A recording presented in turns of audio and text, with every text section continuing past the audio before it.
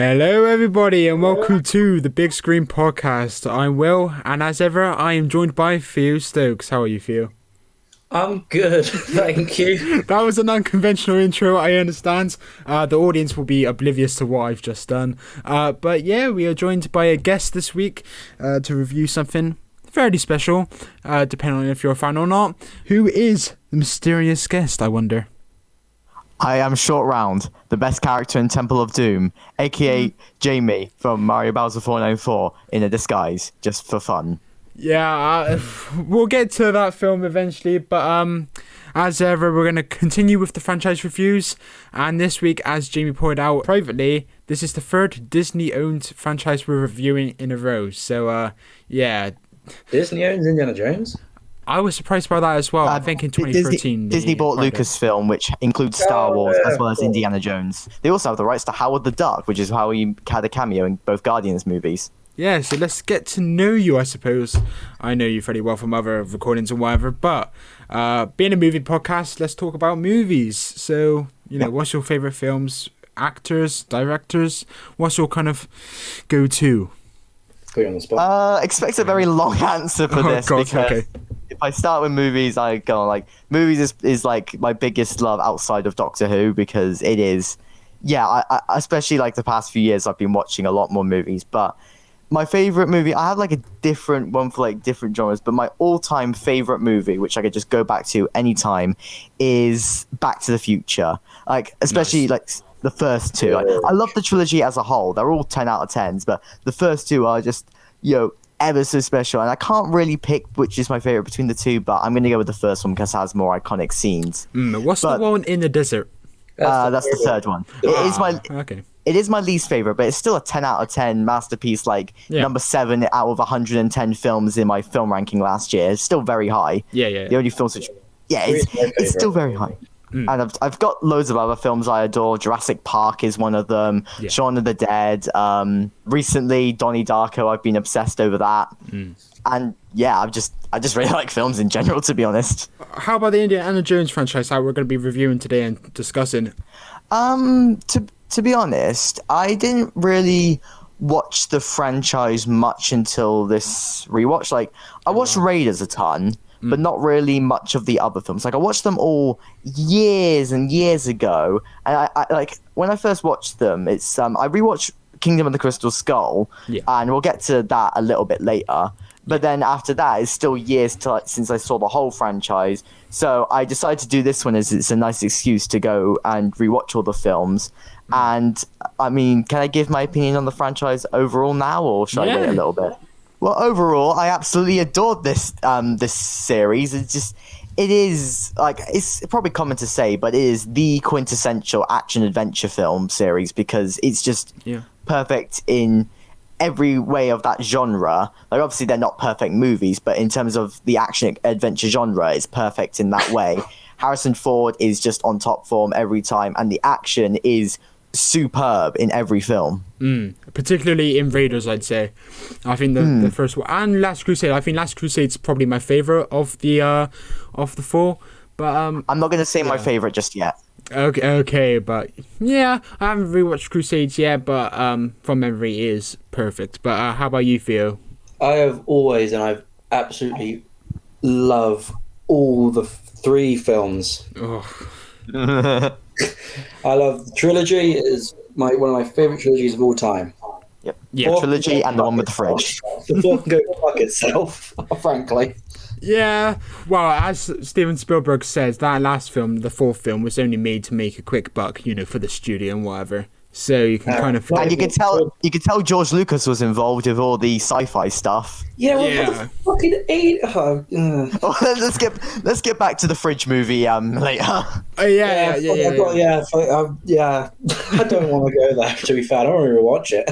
Theo's going to have a seizure over here, so we should probably get into Raiders of the Lost Ark, which is, universally seen as a good film.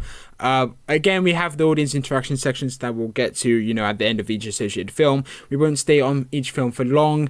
I'm not allowed to go through all the costumes of Indiana Jones. No. What other costumes does he have aside from Indy with the fedora, Indy without the fedora? Let me get the list up. Yeah, I The, don't think um, there's a list, but yeah, if we want to talk about the outfit before we actually get into the film, then why not? The outfit is like the staple of Indiana Jones, I think. Like without the outfit, I watched. Have either of you seen the making of movie associated with this franchise? No, I've been meaning to at some point, but I haven't gotten It's around to so it. I've good. kind of been prioritizing other films. How about you, Theo? Have you seen the making of? I can't be asked to watch it. Oh man. But it's like the costume designer, and they went through a couple of little designs, and they made the conscious effort of, it's got to fit the character and it's got to fit the adventure.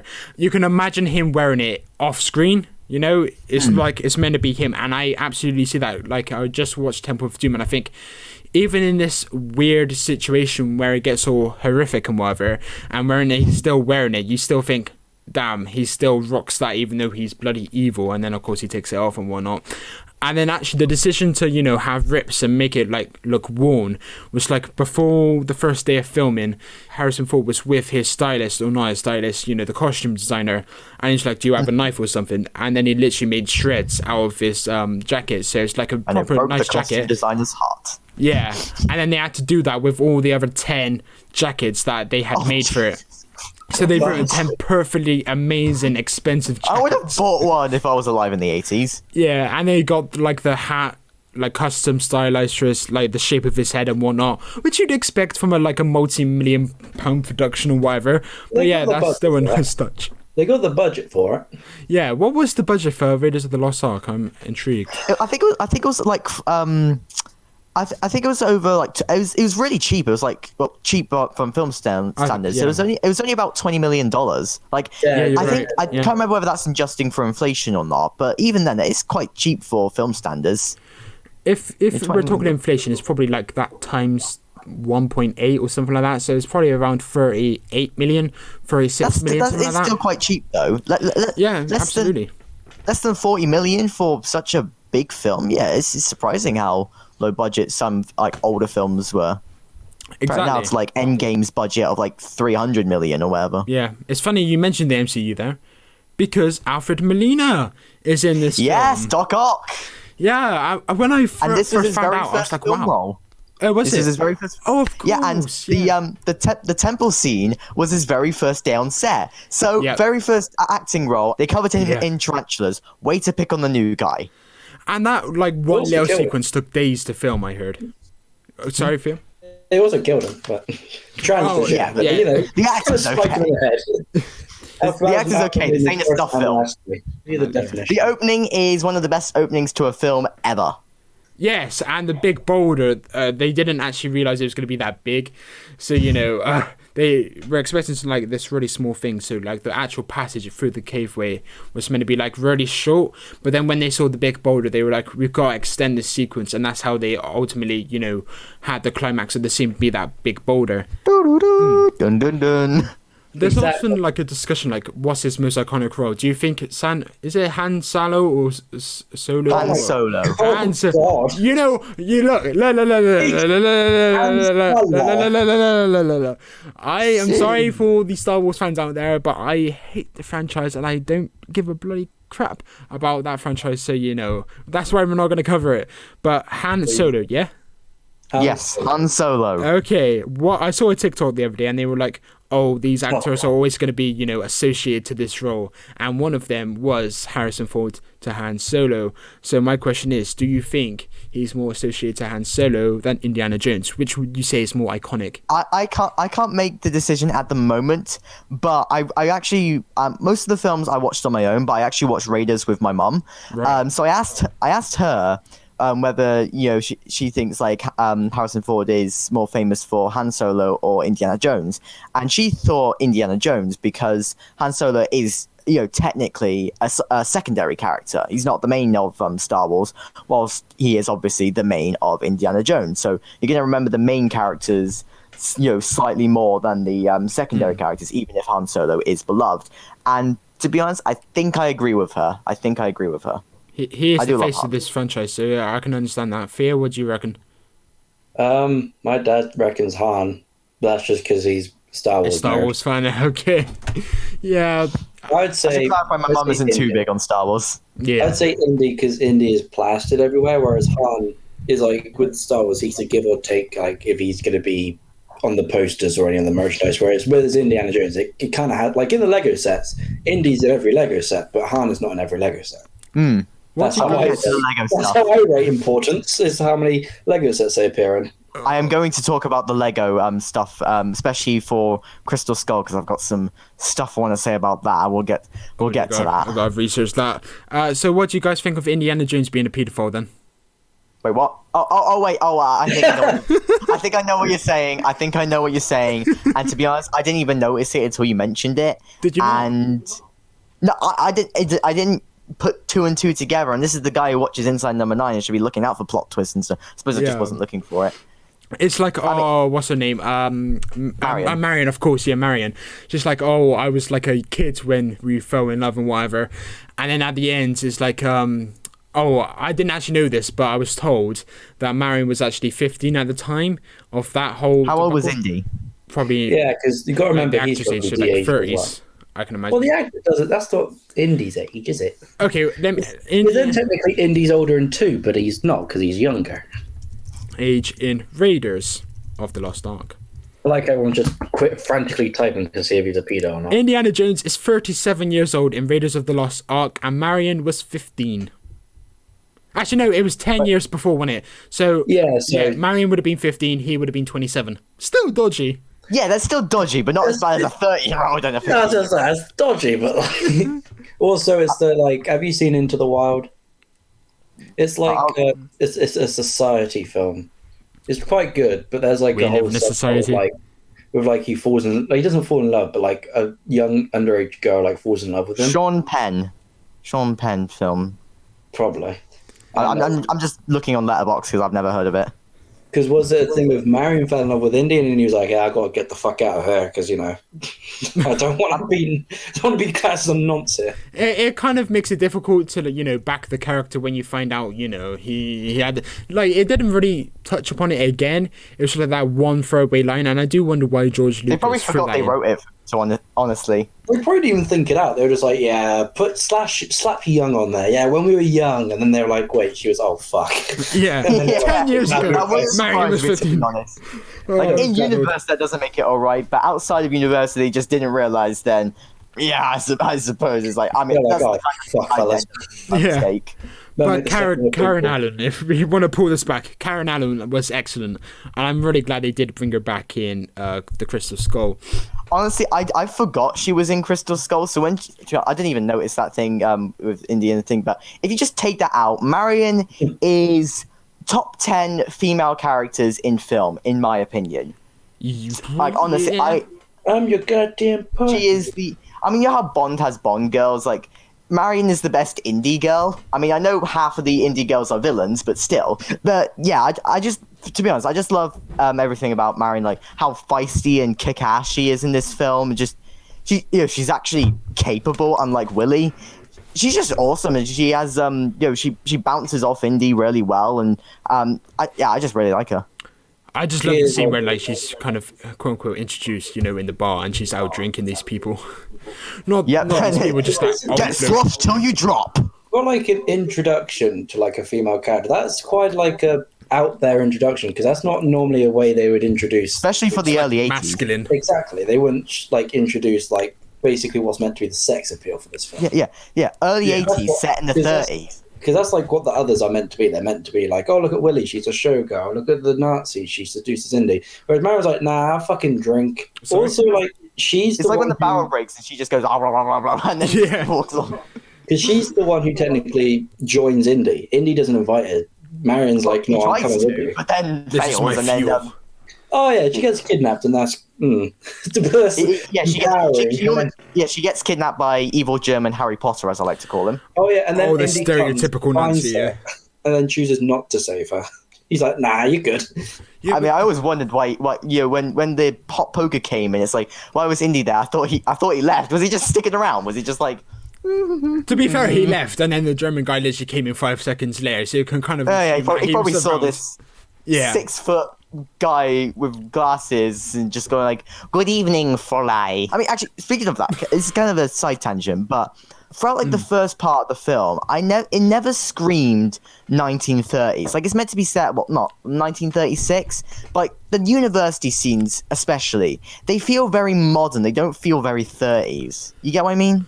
Like like the female students like were kind of dressed and like had the persona of like a modern day girl. So yeah, I don't. Well, modern day is in the 80s in that. Yeah. But what I was trying to like, what I'm thinking of is like you'd think of like the 1930 girls as like, you know, classy and whatever. But then I think that's just like a misrepresentation of like history. Like in history, girls were probably very similar to what they are now, except from, you know, bloody vapes and cigarettes and you know that jazz. About this topic, I can tell. Yeah, but you know, a lot of research has gone into this. I see what you mean. I got one.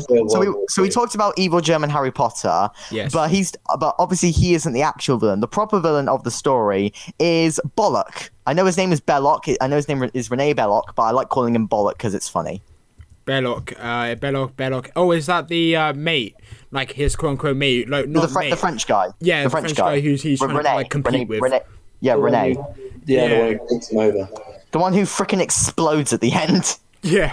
Like, one of the audience interaction section, like people for this film, were like, it's good until you realize that, you know, Indiana Jones doesn't have much influence across the film in terms of like the end outcome. I've got a rebuttal to that. Yeah, that's bullshit. Yeah, so do I. But what my perspective of the film was that it's more of a race instead of like an adventure. So naturally, these two are still going to cross paths eventually based on, you know, their hobby and whatever.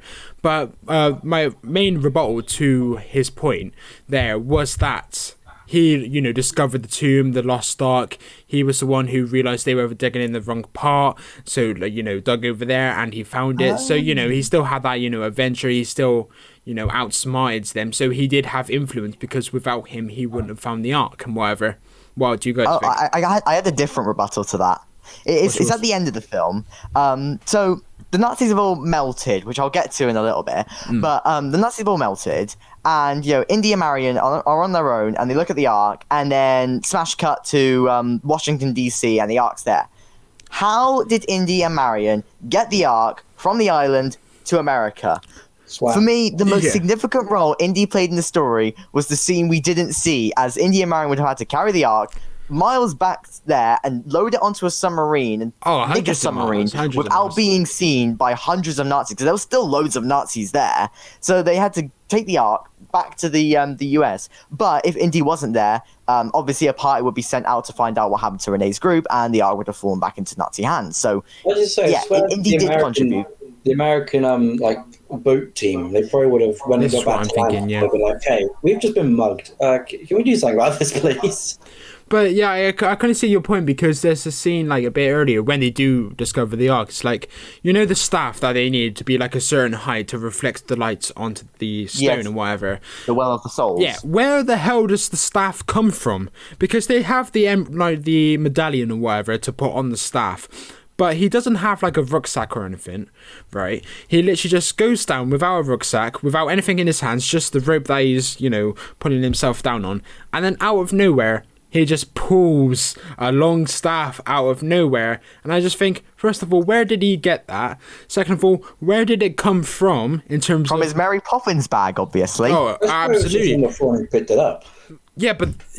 how? Like, how? Well, he needed to make it. I'm just going to assume he was told the length, then went over to a nearby tree and just cut it to the right length. Oh, of course, but, you know, it wasn't down there in the first place, and we never saw that. And that's why I think, you know, this film goes from set piece to set piece, but it does miss a couple of things. And I just think, oh, that's, you know, it doesn't... If you have to sacrifice story to an extent with this film, because it, you know, goes from one scene to the next, and it doesn't really let up. It doesn't really breathe to actually think about what it's doing.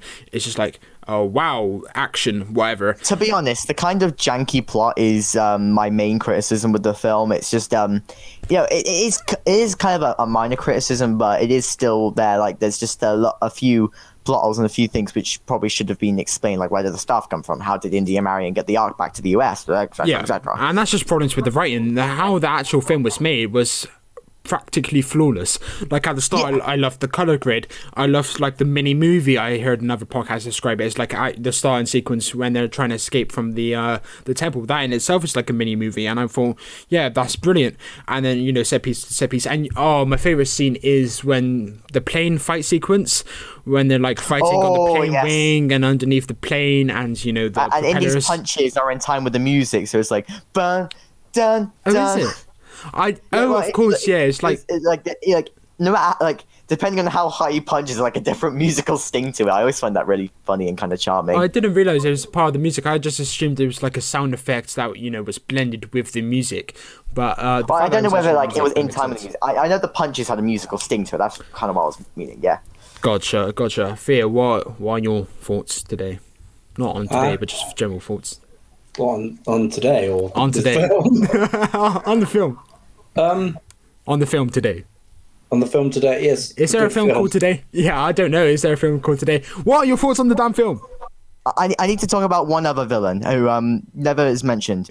The Nazi monkey. That monkey confused the hell out of me. One moment it was on their side, one moment it was on the Nazi side, one moment it was on the Indiana Jones side, one moment it wants to kill them. And I thought, what the hell's going on? It's obviously an undercover Nazi spy. To be honest, I didn't know Hitler turned to animals for new recruits, but I guess I just wasn't taught that in history. Maybe Hitler has a pet parrot who can read a passage from Mein Kampf or something. I don't know. Hitler did like his animals. Yeah, I was going to say, didn't Hitler have a pet snake or something? Yeah, he had a pet dog, I think. Yeah. He loved animals, so I'd be surprised if he branched down to monkeys. Yeah, like I said, the chimpanzee, as I like to call it. Oh, another great scene is, when they're in, I don't know, the temple and the surroundings and whatever, and, he just pulls out a gun and shoots the guy, Yeah, and apparently it's just because Harrison Ford had, stomach cramps from the day before, so, they had, this really long sequence devised, and then because of the illness, they literally just had to cut it short, and then one of them just came up with the idea. It was like, why don't I just shoot him? And I think the choreographer got quite annoyed at that. Oh, yeah, because imagine choreographing that whole thing and for it not to happen or whatever. Yeah. That would suck. Well, but it resulted in a really great scene. It is a fantastic. It is one of the most iconic scenes in the film, alongside the boulder and the ending. Yeah. And it was Speaking of the ending... ending, okay. It's a minor rant. It's not a problem with the film itself, but it's around the film. Why the hell was this film rated PG? Before you say this was the 80s and they had a different rating system, why wasn't it changed? The Terminator's rating was changed as time went on. I would not be a PG film. It's in schools and stuff they let you watch a PG film. So you bring in Indiana Jones, which has one S word in there. Well, but that's not really important. But you have a Nazi being shredded by a helicopter, a Nazi's face being the blood being drained out of it, another Nazi melting down to his skull, and Bollock blowing up. It's the same with Temple of Doom. I was like, how the hell is this not a 15 or an 18? Well, I think, it's Temple of Doom a 12 or something. They made cuts to it to make it a PG, because you don't see a lot, but in Temple of Doom, there was a lot more that we missed out on, which is a shame. I mean, Temple of Doom was one of the first films which introduced the 12 rating, because they had no idea where to put it. It's a bit too gritty to be a PG, but it's not gritty enough to be a 15 or something. So, it wasn't the first film. Nowadays, I would definitely class it as a 15. There's been some. To be honest, I class the ending of Raiders to be a 15, just the ending, because that's more violent than most slasher films. Peggy 13. The melting face bit of the German. Don't get me wrong, it's a bloody awesome scene. I just don't like that was apparently a practical effect. So obviously they didn't burn the guy alive, but they made a fake person or something like that. I mean, that explains why it still holds up. That's that's slasher 101. Any slasher film that involves a melting character, they would just make a wax figurine and then just melt it with actual fire. And if any of you see, well, I doubt you would, but if any of you seen Hellraiser, they do that same effect, but they do it in reverse for someone coming into being. So they have a wax model, they melt it, and then in editing they switch it around so it looks like he's building up. I really need to watch Hellraiser. I'm not a big fan of horror, but neither am I'm not a big fan of horror. I'm much more of a fan of thrillers and stuff. It's not I hate horror. I just think thrillers are more interesting. I'm a horror guy. Yeah, And it's fair. It's not for everyone. He's trying to tell me to watch Hellraiser for a few months now. I did watch The Exorcist though, and I'm still traumatized from it. Oh, we can't not talk about the scene, where he's, climbing over the jeeps to try and get yes. thing Brilliant. back. That Is stunt a man. fantastic sequence. That stuntman had balls. Notice how I said "had" because G's getting dragged on the end by the jeep. I don't think he has any anymore. Yeah, it's like when he was going underneath the jeep. I was like, "Holy crap, they're not committing to this." But then you actually see the guy, bounce off the ground and whatever as he goes under the jeep, and I thought, "Holy crap, this is insane." My only issue with that sequence is that there's one bit where the jeep turns and you hear a lion roar over it. It's like I think you got the sound effect wrong there. Really? I've not heard of Jeep before. Yeah, there's like he does like a sharp right and it's roar. The sound effects, you'd expect them out of like an audio library because that scream sound effect is used a load of times. It's like The Wilhelm scream. That's not. Ignore what I just did there with my mouth, but it's like I like how we both were like, well, Actually, correct me if I'm wrong. Is the Wilhelm scream in every film? Because I think it may be. It's definitely in Temple of Doom and it's definitely in Raiders of the Lost Ark. I remember it being in Last Crusade. I can't remember whether it's in Crystal Skull or not. if it's made by George Lucas, it's probably got the Wilhelm scream in it. Yeah. Actually, speaking of Lucas, I just briefly mentioned this. In Raiders alone, Harrison Ford probably killed more stormtroopers than in all of Star Wars. And the reason I say this is because the Nazis he was fighting were the SA, which were nicknamed stormtroopers. Really? Yeah. You see, that's the history lesson that I forgot. I'm completely oblivious to history. What did you guys have interpretations of for the ending scene, when they go into the facility with the crate and, we pan out and they've had this like painting effect where it's like the endless room of like boxes and whatever. Because thanks to Crystal Skull, we now know that that's Area 51, so it's kind of lost a bit of its mystique. I think it moved. I think they moved it because when they was like those they're crazy. I know you haven't seen I know you haven't rewatched Crystal Skull yet, but there is a like at the start of the opening scene in Crystal Skull takes place in Area 51. It looks very similar to this, and we know it's it may be the same. Maybe the Ark got moved, but there is a scene where one of the crates gets broken. And you can see the Ark of the Covenant inside. Clearly, just pointless fan service, but still. I like the idea that it was just in that other place. The janitor was sweeping and opened it and like died to it, and they were like, "Fuck, all right, let's put this somewhere else." Yeah. But it was just kind of in like the storage unit. My interpretation was that the scene before they were like, "Oh, we're seeing great hands. We're looking into it actively. Our top experts are looking into it." And then my interpretation, as they were rolling into this big room, was that they were kind of forgetting about it.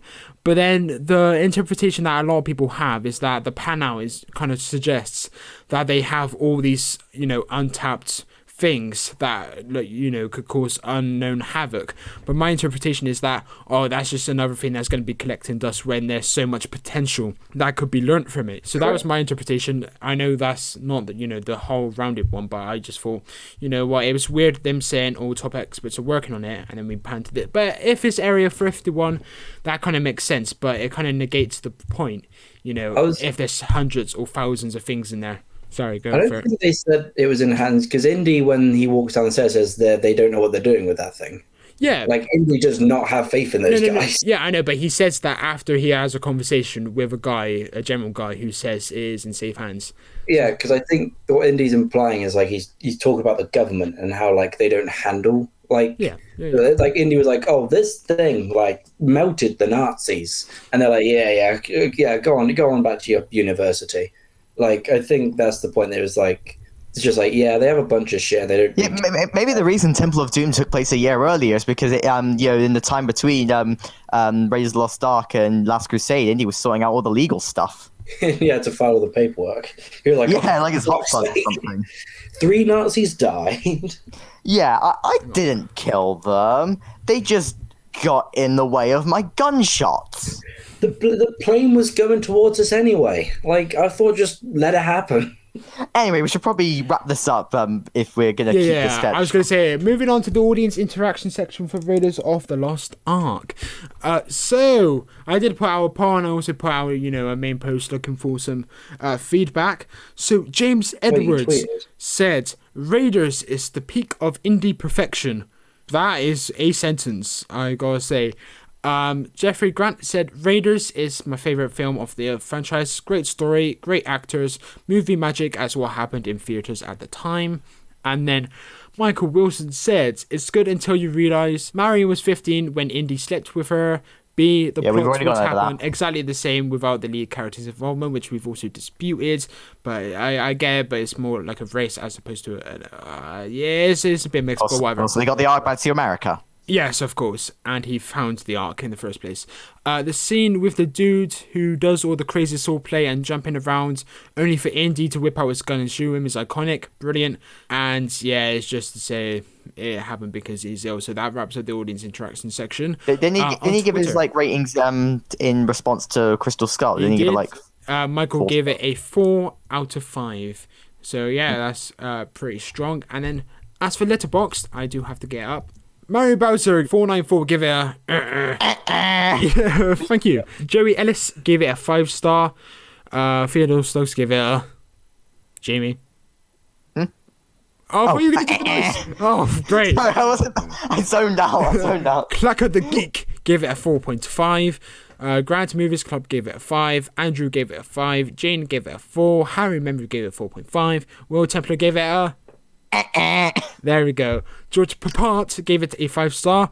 Gabe gave it a 4-star. Bigfoot and Non gave it a 5-star.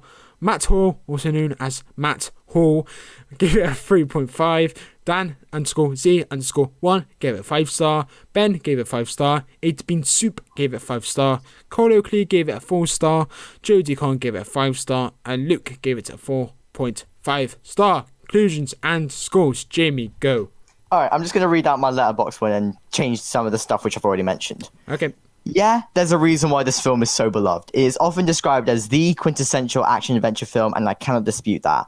I love every character. Marion is one of the best female characters in the film. Salah, who I forgot to mention, is so lovable, and the villains like Bollock are all intimidating and great to watch. Bollock. I would say that I find it funny... Oh yeah, I already mentioned the Stormtrooper stuff.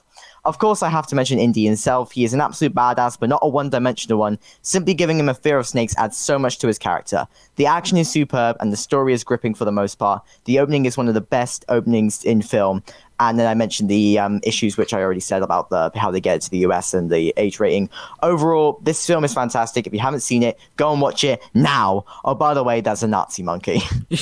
Or a chimpan Nazi. Oh, I just forgot. I rated a 4.5 stars.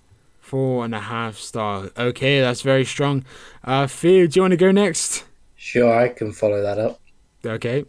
Not sure I can. Good. No, it's Raiders of the Lost Ark is a really, really action-packed adventure. It's paced perfectly, I believe, and is entertaining throughout, and there's not a moment that kind of bores me. So it's just the perfect film to watch any point of any day. Yeah. And obviously Indy is a fantastic character, which I'll talk more on in Temple of Doom because his character is kind of more important there. And I give it a 4.5 out of 5. What knocks it down that 0.5? I'm curious. Pedo. yeah. God's sake. Yeah, Michael, why did you mention it? You've just ruined the experience for us all. Yeah, Michael, thanks. Thanks for that. And you ruined Temple of Doom as well. But yeah, fair enough. When I watched this film before, years back actually, I thought, perfectly paced. We went from one to another really quickly. This time around, again, because I was a bit more critical, whatever, I was like, okay, this is a bit, not slow, but I expected it to be one after another, but it wasn't. There was a little sequence here and there where they breathed for a little bit, and I thought this isn't the film I remember, and there were actually some scenes that I forgot. So I am glad that I rewatched it. Even though I've rewatched it about 5 times, I still forgot a few scenes. So it's not the perfect film, and of course the plot is a bit clunky. Again, it's so brilliantly made. I can't pick a fault in how it was made. I'm not sure if you guys can, because it holds up so amazingly. I can't pick a genuine fault with the filmmaking and the cinematography and stuff like that. No, it was superb. So that's my positives and the negatives, and I gave it a 4.5 as well. I wonder what the average is. Is it a 4? Is it a 5? No, I think that's the first time. Actually, no, it's not, because we agreed a couple of times on the Home Alone franchise. I was like, this is going to be the first time we've universally agreed on a score. I suppose with the three of us, I think this is the first time we've universally agreed, because we've had guests on before, and I think every single person has had like a different score for a film. So it's kind of amazing how, people have different interpretations of films. Like, it's all subjective. There's no objectivity with films. But obviously, we think it is objectively a 4.5. Is it objectively a 4.5? Who the hell are we to say that? But yeah, that's Raiders of the Lost Ark. I think we summed that up pretty well. And now, next up is, what's Jamie? The underrated one. The underrated one being sure Crystal of the Crystal Skull. No, I'm joking. Her fear would kill me. No, Temple of Doom. I don't know why this is classed as an adventure. It should be classed as a horror, to be honest with you.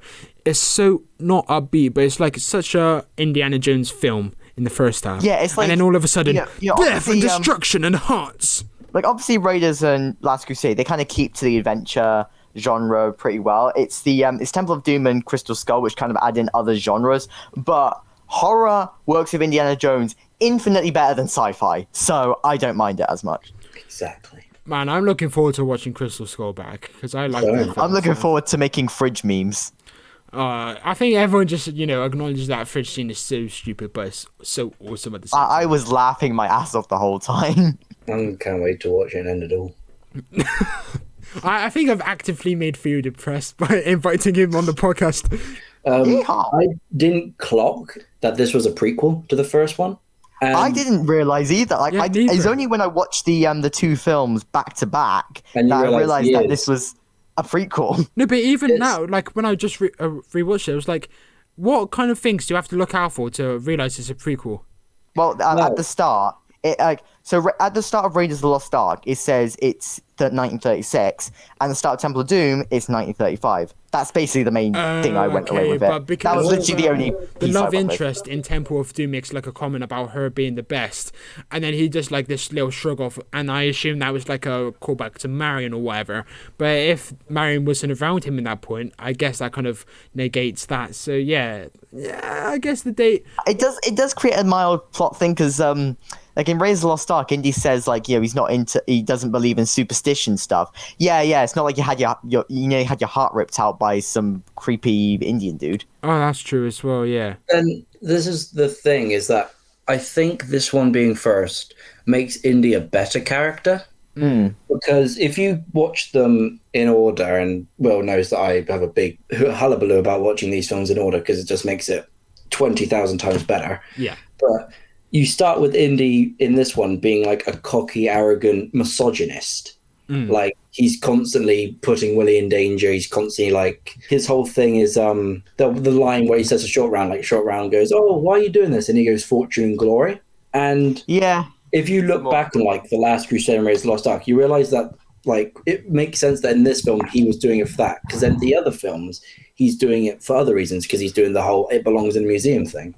So it makes sense that at this stage in his career he's doing it for money and fame. And it even fits with Last Crusade, the prequel at the opening there, because he tried to get the thing to the museum, it was taken away from him, so he probably grew up with the mindset that what's the point in putting them in the museum if they're never going to end up there? So he cares more about the money. But then after the whole incident with Temple of Doom, he's like, no, he goes back to the museum. So it works as like a three-way act of the start of Last Crusade, Temple of Doom, and then Raiders, Last Crusade, and Crystal Skull. Highly recommend this video called Indiana Jones and the Raiders of the Lost Ark, but Ark is spelled as in like A-R-C, as in character arc. Kind of awesome. I see what they did there.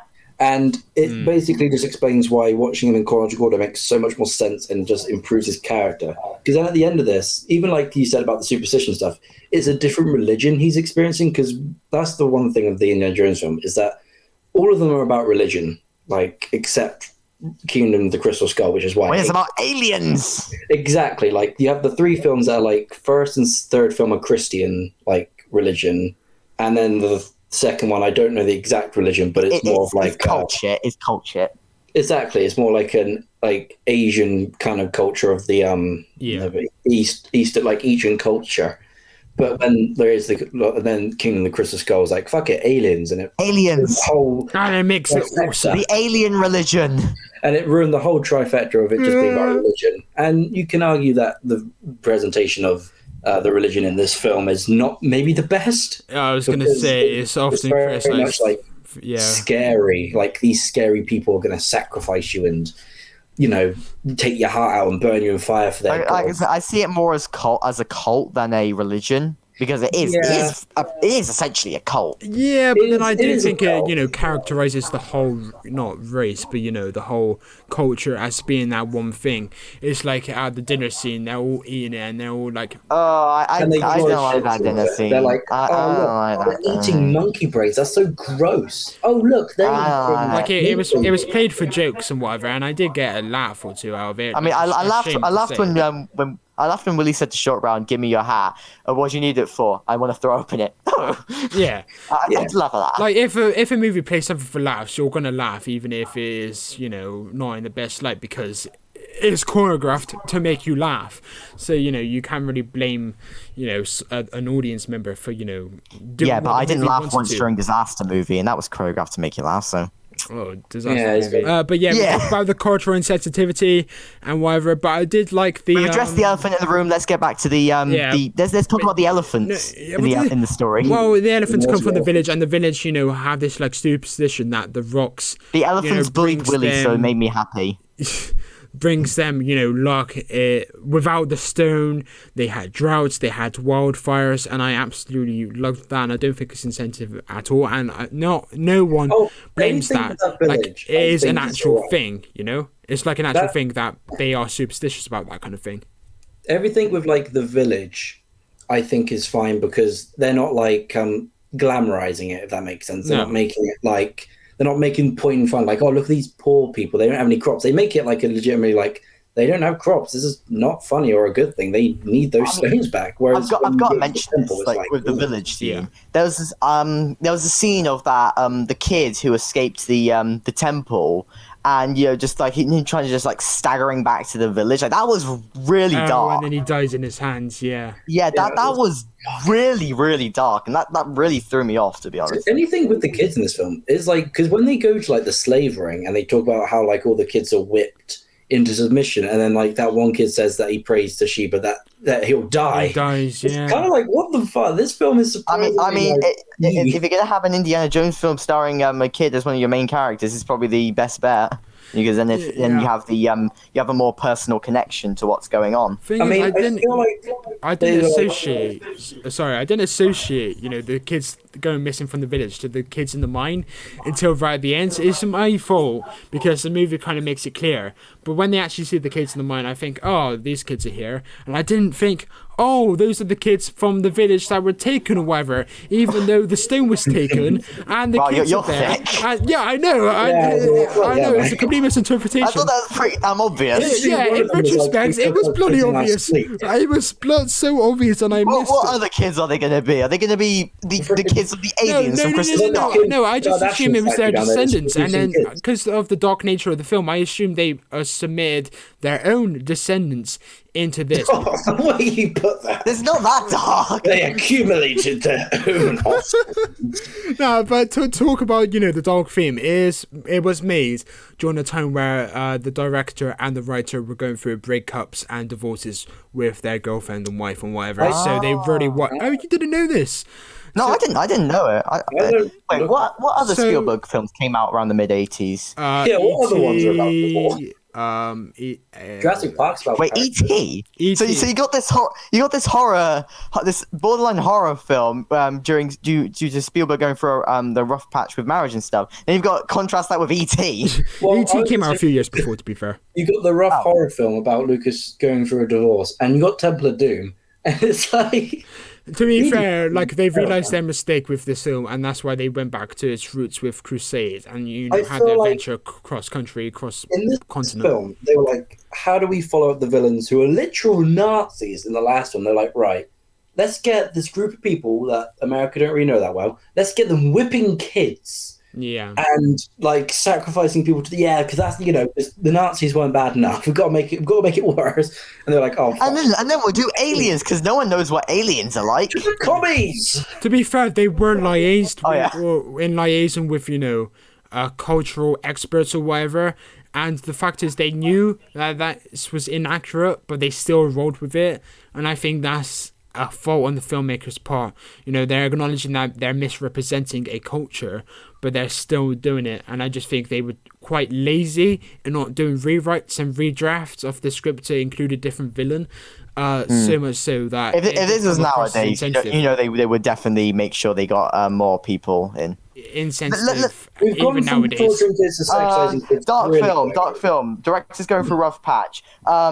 Let's seamless transition, and by seamless I mean crappy transition Willy! to I hate Willy. The character Willy, not my Willy. I hate the character Willy. I was gonna make that joke. Fuck. Why was she called Willy? It makes things so hard. Funny because Glamour Girl was called Willy. Because she has whatever. Willy in her. She is the worst character in the Indiana Jones films.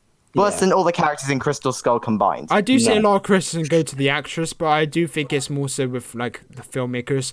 And I did see like an interpretation that because of the breakup and the divorce and whatever, this was the filmmakers' way of like having a go at women, like portraying a woman as like inferior and like a that's more in distress.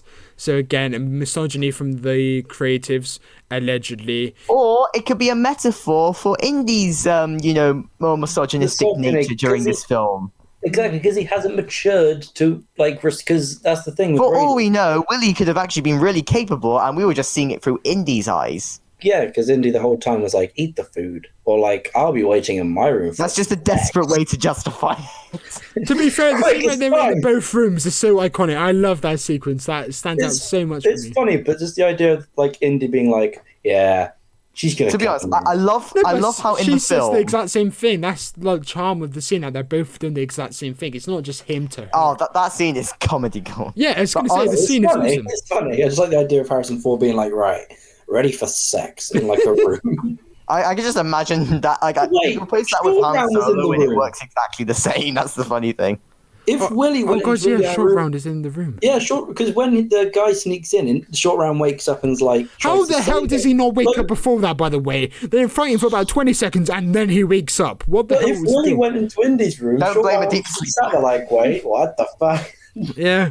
So I love how Indy Willy's would be, like, so drawing- bad that Indy would rather make out with naked statues. Oh yeah, it's like, I'm right here! Yeah.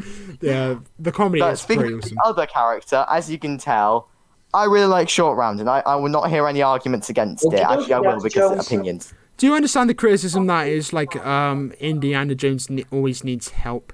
So like the kid always assists him. He doesn't really do anything by himself in terms of Indiana Jones. It makes sense in this one because this is his Yeah. first, like, proper And- adventure. True. And to be honest, it's better to have the side character actually get involved and help Indy once in a while instead of being the one who's always To captured. be fair, this isn't his first adventure because by the time he got to the pyramids, he was renowned as being like this archaeologist. Yeah, yeah, but to be that- fair, this is the that- first time he's been in this situation. Yeah, this is the first Yeah. time he's had something superstitious because I know that you're gonna like at the beginning of Temple of Doom, he gives over the like the vase full of ashes, I think, and then the other people were like, "Oh, finally return, like his return to us." But Indy didn't like see that as something supernatural. He just saw that as something I can sell.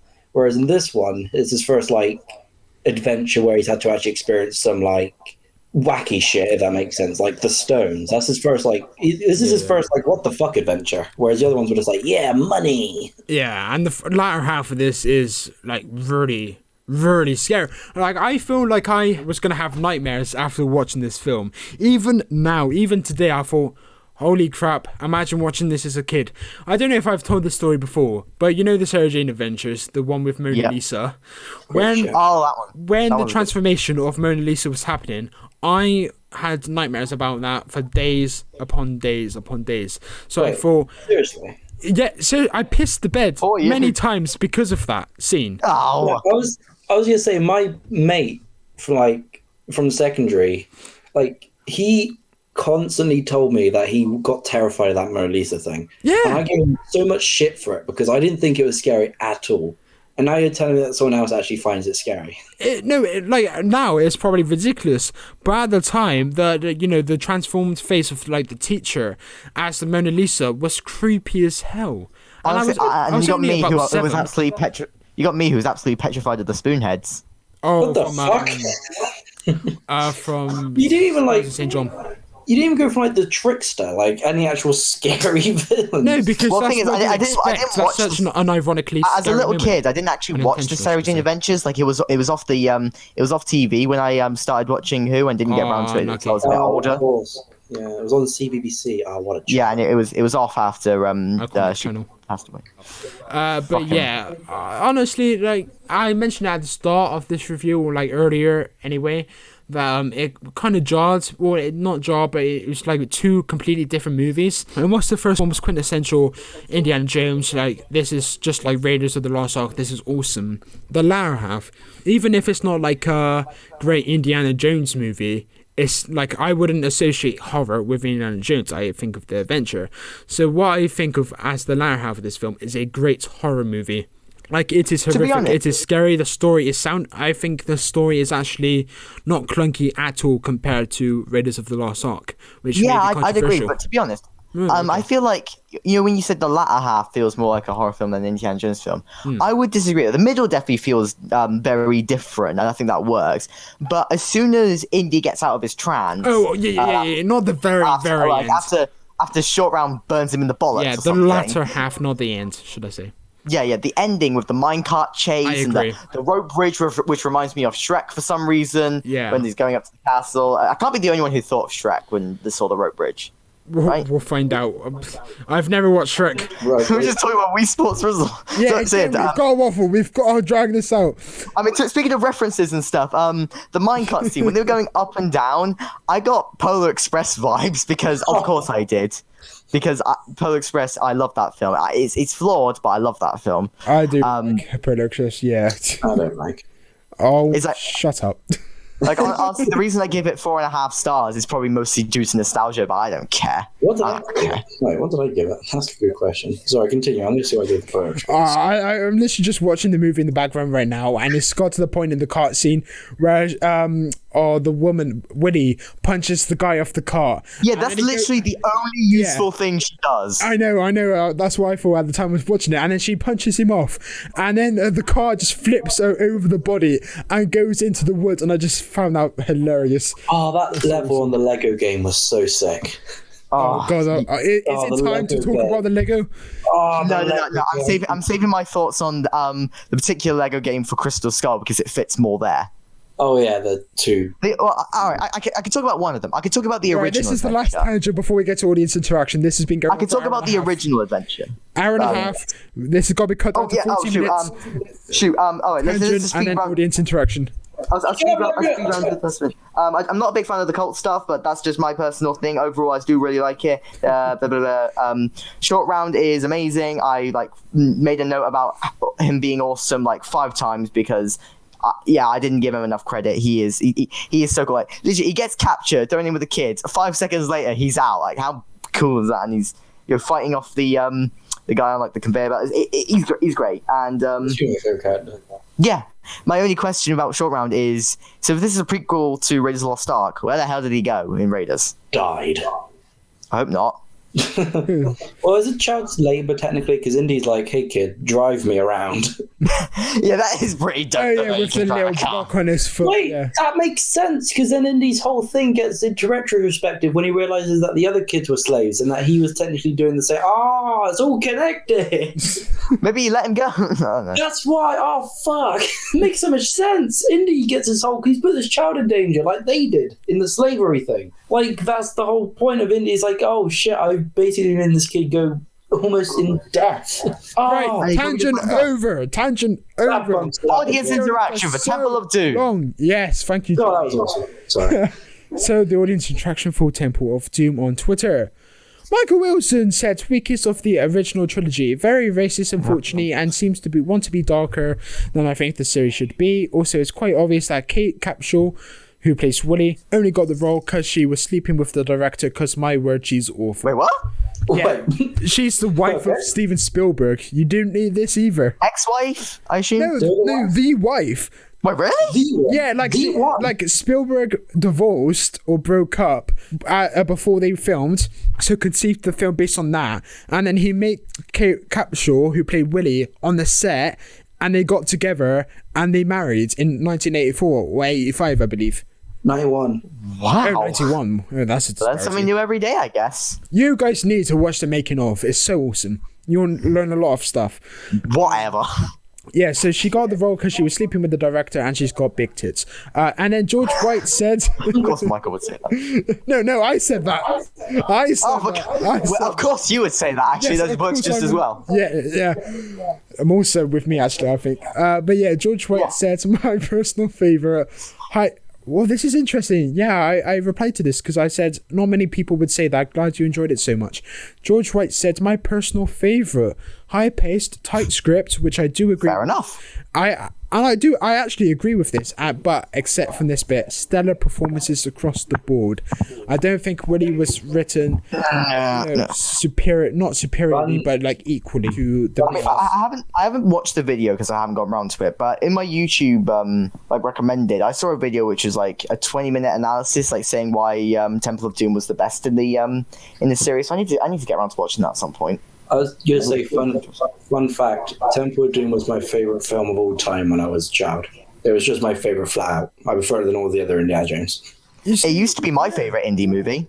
It used to be my favourite movie just in general. This was my go-to. Like, as like an 8-year-old, I'd be like, yeah, whack on Temple of Doom. Yeah, the thing is, when I watch this film now, I think this is a great film, but it's not a great Indiana Jones film.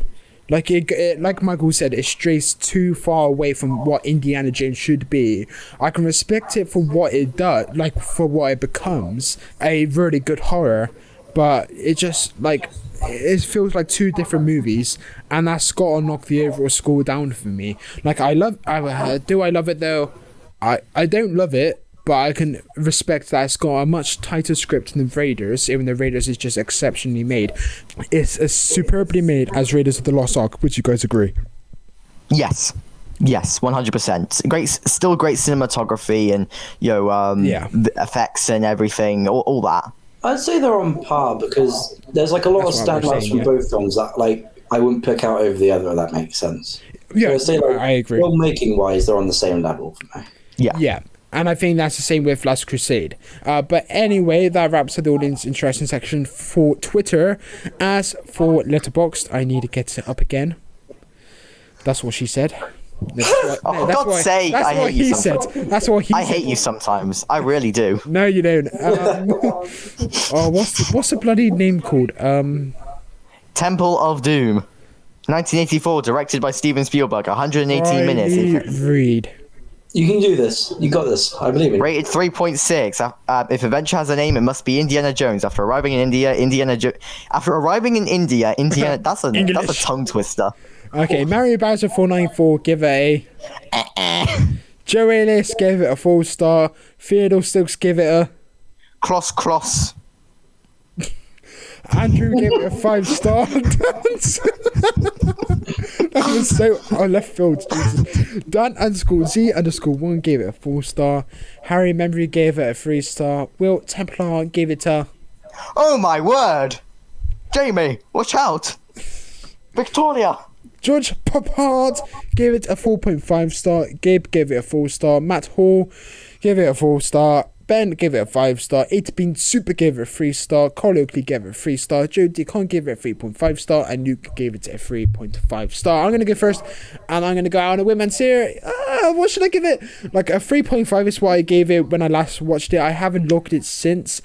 Admittedly, that is way too low. I'll just say that now. I'm so conflicted. Well, it's misogynistic. It's racist. It's culturally insensitive. It's very different movies. Like one part is very different to the other part, so that knocks it down. So I do think a 3.5 is wholly justified in terms of how it was made. Like if we're talking about how it was made, Temple and Raiders would be both 5 stars, but Raiders, we've all agreed on a 4.5, and with this, personally, I would knock it down slightly just because of all the problems that Raiders of the Lost Ark doesn't have. It's got different problems, but these problems are much bigger, much more sensitive. So, and just because of the general tone of the episode, thinking about Doctor Who, no, the movie, two very different parts, it does knock it down for me, and I would stick with a 3.5 rating for Temple of Doom, so that would be my score. If we want to do guest last this time, Theo, would you like to have your conclusion and score, please? Yeah, sorry, I was just looking at an old playset I used to have. Are you on about the Lego set again? No, this was the Crystal Skull. It was like a playset they brought out. It wasn't Lego, but it was like the massive Aztec building at the end. Oh yeah. It was like a replica of that. And I don't know why, but I just remembered it now, and I'm looking at pictures, and Jesus Christ, am I old? Sorry. Temple of Doom. Nice. Yeah, sorry about that. Temple of Doom, while I agree with many of your points you made that, yes, it's a bit culturally insensitive, and the portrayal of Willie is not the best and has not held up the best. But I still think overall this is a great story. I quite like the horror aspects of it personally. I think it worked quite well for I think it worked quite well. I'm just gonna put that because I can't really explain why. The supporting characters such as Short Round and Willie were hit or miss. Yeah, just really solid film. I give it a 4 out of 5. 4 out of 5. Okay, Jamie, what are your thoughts? So the culturally insensitive stuff is that's definitely bad. But for me, I don't really knock the film down as much as you guys probably would. Maybe I'm insensitive. I don't know. I just don't. Racist. I wouldn't give it whenever there's a kind of thing, I wouldn't give it a 5-star or anything. I'd knock it down to at least a 9 out of 10. But there are a few other things here. But I'll just read my letterbox thing. Okay. A lot better than I remembered, but there are some flaws which stop it from being 5 stars. The culturally insensitive stuff is one of them. The biggest one, however, is that Willie is so annoying and I hate her. And personally, I find the middle of the film primarily focused on all the cult stuff to just not be interested. I'm not a fan of that sort of thing. But aside from that, I do still love this film. The action is just as good as the first film. The ending is incredible. I think the setup to the temple is really well done. Indy is great as usual, but I have to say, Short Round is an absolute chad in this movie, and I will not accept any hate to it. Not only does he save Indy and Willie multiple times, but he also doesn't need to be saved every 2 seconds. His actor is quite good, and he can drive a freaking car. Shorty is great. Finally, the age rating for this film makes so much more sense than Raiders, but that's because I thought when writing the Letterboxd review that it was rated a 15. Then I checked, and it was rated a 12, so that bit doesn't really count. Overall, a very good movie with a few things which put it slightly weaker than Raiders. I give it a 4.5 stars, but quite a low 4.5 stars, bordering on the 4 stars, but I'm feeling generous, so 4.5 stars. Fair enough, and that makes the average a 4 stars. So Jamie, as we always do, we have to congratulate Theo by clapping him for having the right opinion. Bravo.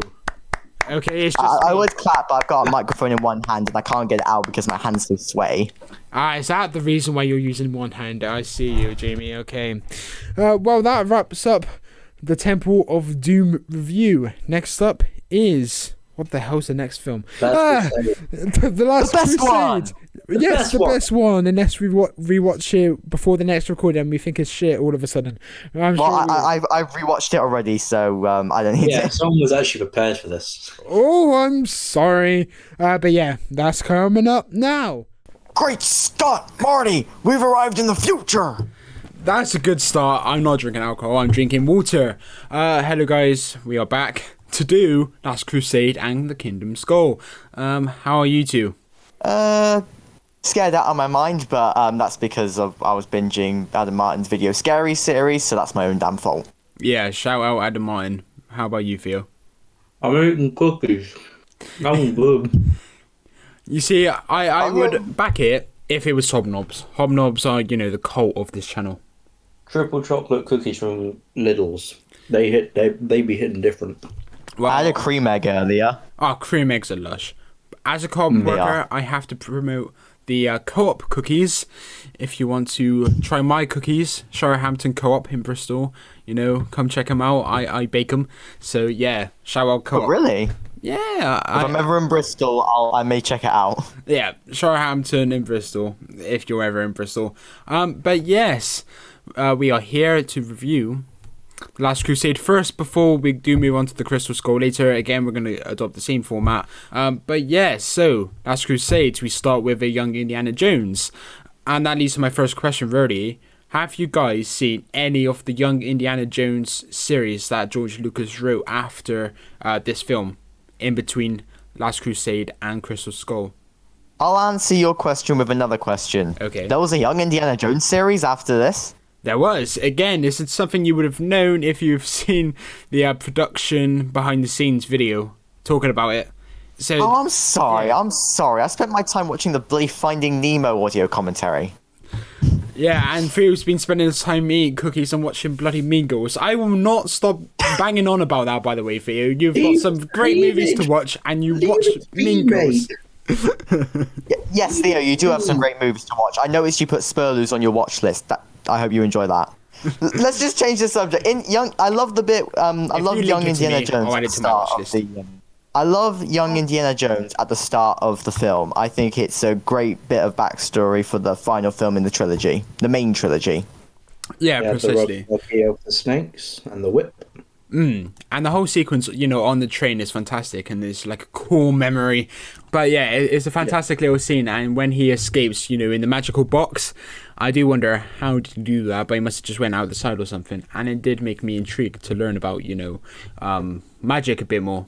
I guess the popularity of this film must have just, sparked the interest to create a series. And they actually had like a handful of actors playing them at different ages. So it was like 5, 13, 18, and also Harrison Ford makes like a cameo as like a 40-year-old in the final series, in the final episode or something like that. So yeah. You watch this shit. Sorry? The Young Indiana Jones Chronicles. Why can you watch this shit? What the fuck? That's a good question. Yeah, I've never heard of this until now. And all the Original individual Network episodes are on Letterboxd as well. So if you want to up your diary, watch the series and you can log them all. You can buy them on Apple TV, or you could just buy like the DVD off Amazon. When you say buy them from Apple TV, does it mean if you just have the subscription to Apple TV? Because I do have that. I don't know how Apple TV works, probably. 37%, not bad. Well, yeah, they are there. So yeah, what do you guys the think of young Indiana Jones, like the actor who played him? Well, I wasn't going to talk about the actor. I just wanted to say that in terms of the opening, I love how they give like some. Obviously, they give the backstory for Indy and stuff, but like they explain some of his things, like where did he get the fedora from? Why is he afraid of snakes so much? I like. It's a logical reason as to why he's afraid of snakes. Because be real, who wouldn't be afraid of snakes after falling into like a barrel of them? They feel kind of forced eventually, when they have all these backstories to different elements of India. I was like, okay, I get the point. You're doing like an origin story or whatever, and you can tell us like about the snakes, but do we really need to know about the hat or vice versa and stuff like that? I like the scar. Later on. Sorry? Because Harrison Ford has a scar on his chin, and in the beginning to Crusade, you see young Indy use the whip, and he accidentally whips himself on his chin. Yeah. Like that, it kind of explains like the in-law of that, and I thought, that's nice. And the blood actually sticks around other than the broken nose in Kingdom Skull. Yeah. So they actually remember what they're doing. That man was like drinking that blood. Good movie. Good stuff. Yeah, big old Crystal Skull. That's going to be exciting when we actually come to review it later. Oh. All right, now that because this would be the point where the main titles would come up. So we're just gonna we should probably just mention it now. We have committed a major crime, as throughout the first half of this, we neglected to mention John Williams' score whatsoever. Probably because we just assumed that it would go without saying, so we might as well mention it now. What are your thoughts on the score throughout the entire series? And if you don't think it's good, then I'm out. Theo? It's god awful. Jimmy just drops out with the cool. Nah, the score is like back in the hit and miss days. Yeah. The score is phenomenal. Like, there's not one music, like there's not one track that's out of place. It all fits very well. I just hit my desk. It all fits well with the story and the themes, and it carries across quite nicely between the films. So that, like, there's some individuality. Like we were talking about Temple of Doom, how it has some of like the cult music, and there are like little beats that are like reserved for some films, but it all feels like one giant soundtrack. It doesn't feel like, oh, this is different songs stitched together for a film. This is the Raiders soundtrack. This is the Temple of the Crystal Skull soundtrack. It's just these are all Temple of the Crystal Skull. Shut up. No, but like it's like Star Wars in that way, where it's like, well, it's just John Williams style, I guess, where it's just all his songs seem like they just fit the universe, and there's not like dedicated to one film, whereas most multi-faceted film franchises have like a different soundtrack for each. You see, I back this majorly.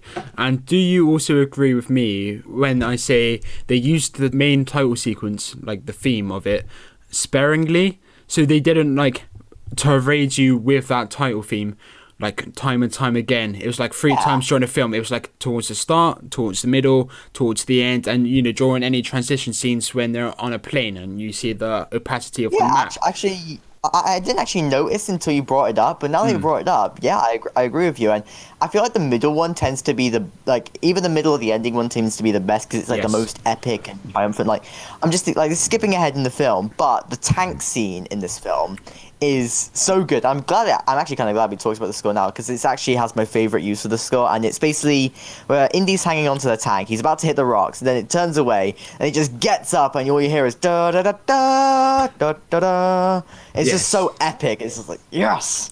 I don't know about you guys, but there's no notable music. I would say there's not one I could pick out and say, oh, that was brilliant, other than the title theme and that scene in the parlor, not the parlor, like the bar in Temple of Doom, just because I don't want to say they're understated, but I do think they are. It's like they're great. It's a great soundtrack, and like with what Theo said, like it's like together, so you don't really have the individual of movie to movie.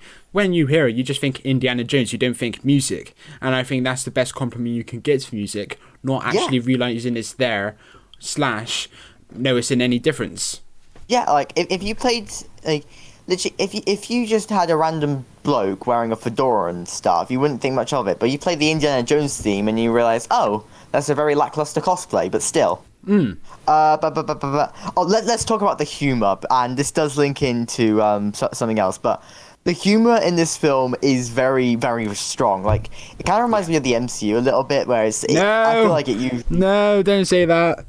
Oh, it's different style of humor, but I mean, like it fits in like with the action film, and I just think it's really fun. Like the joke I always go back to is the stamp joke, where Indy's in the library and he's cracking the floor, and the librarian is stamping at the same time. Like, and he looks at the bottom of his stamper. Yeah, it's a silly joke, but I was in stitches afterwards. Oh, it's very silly, and that would never happen.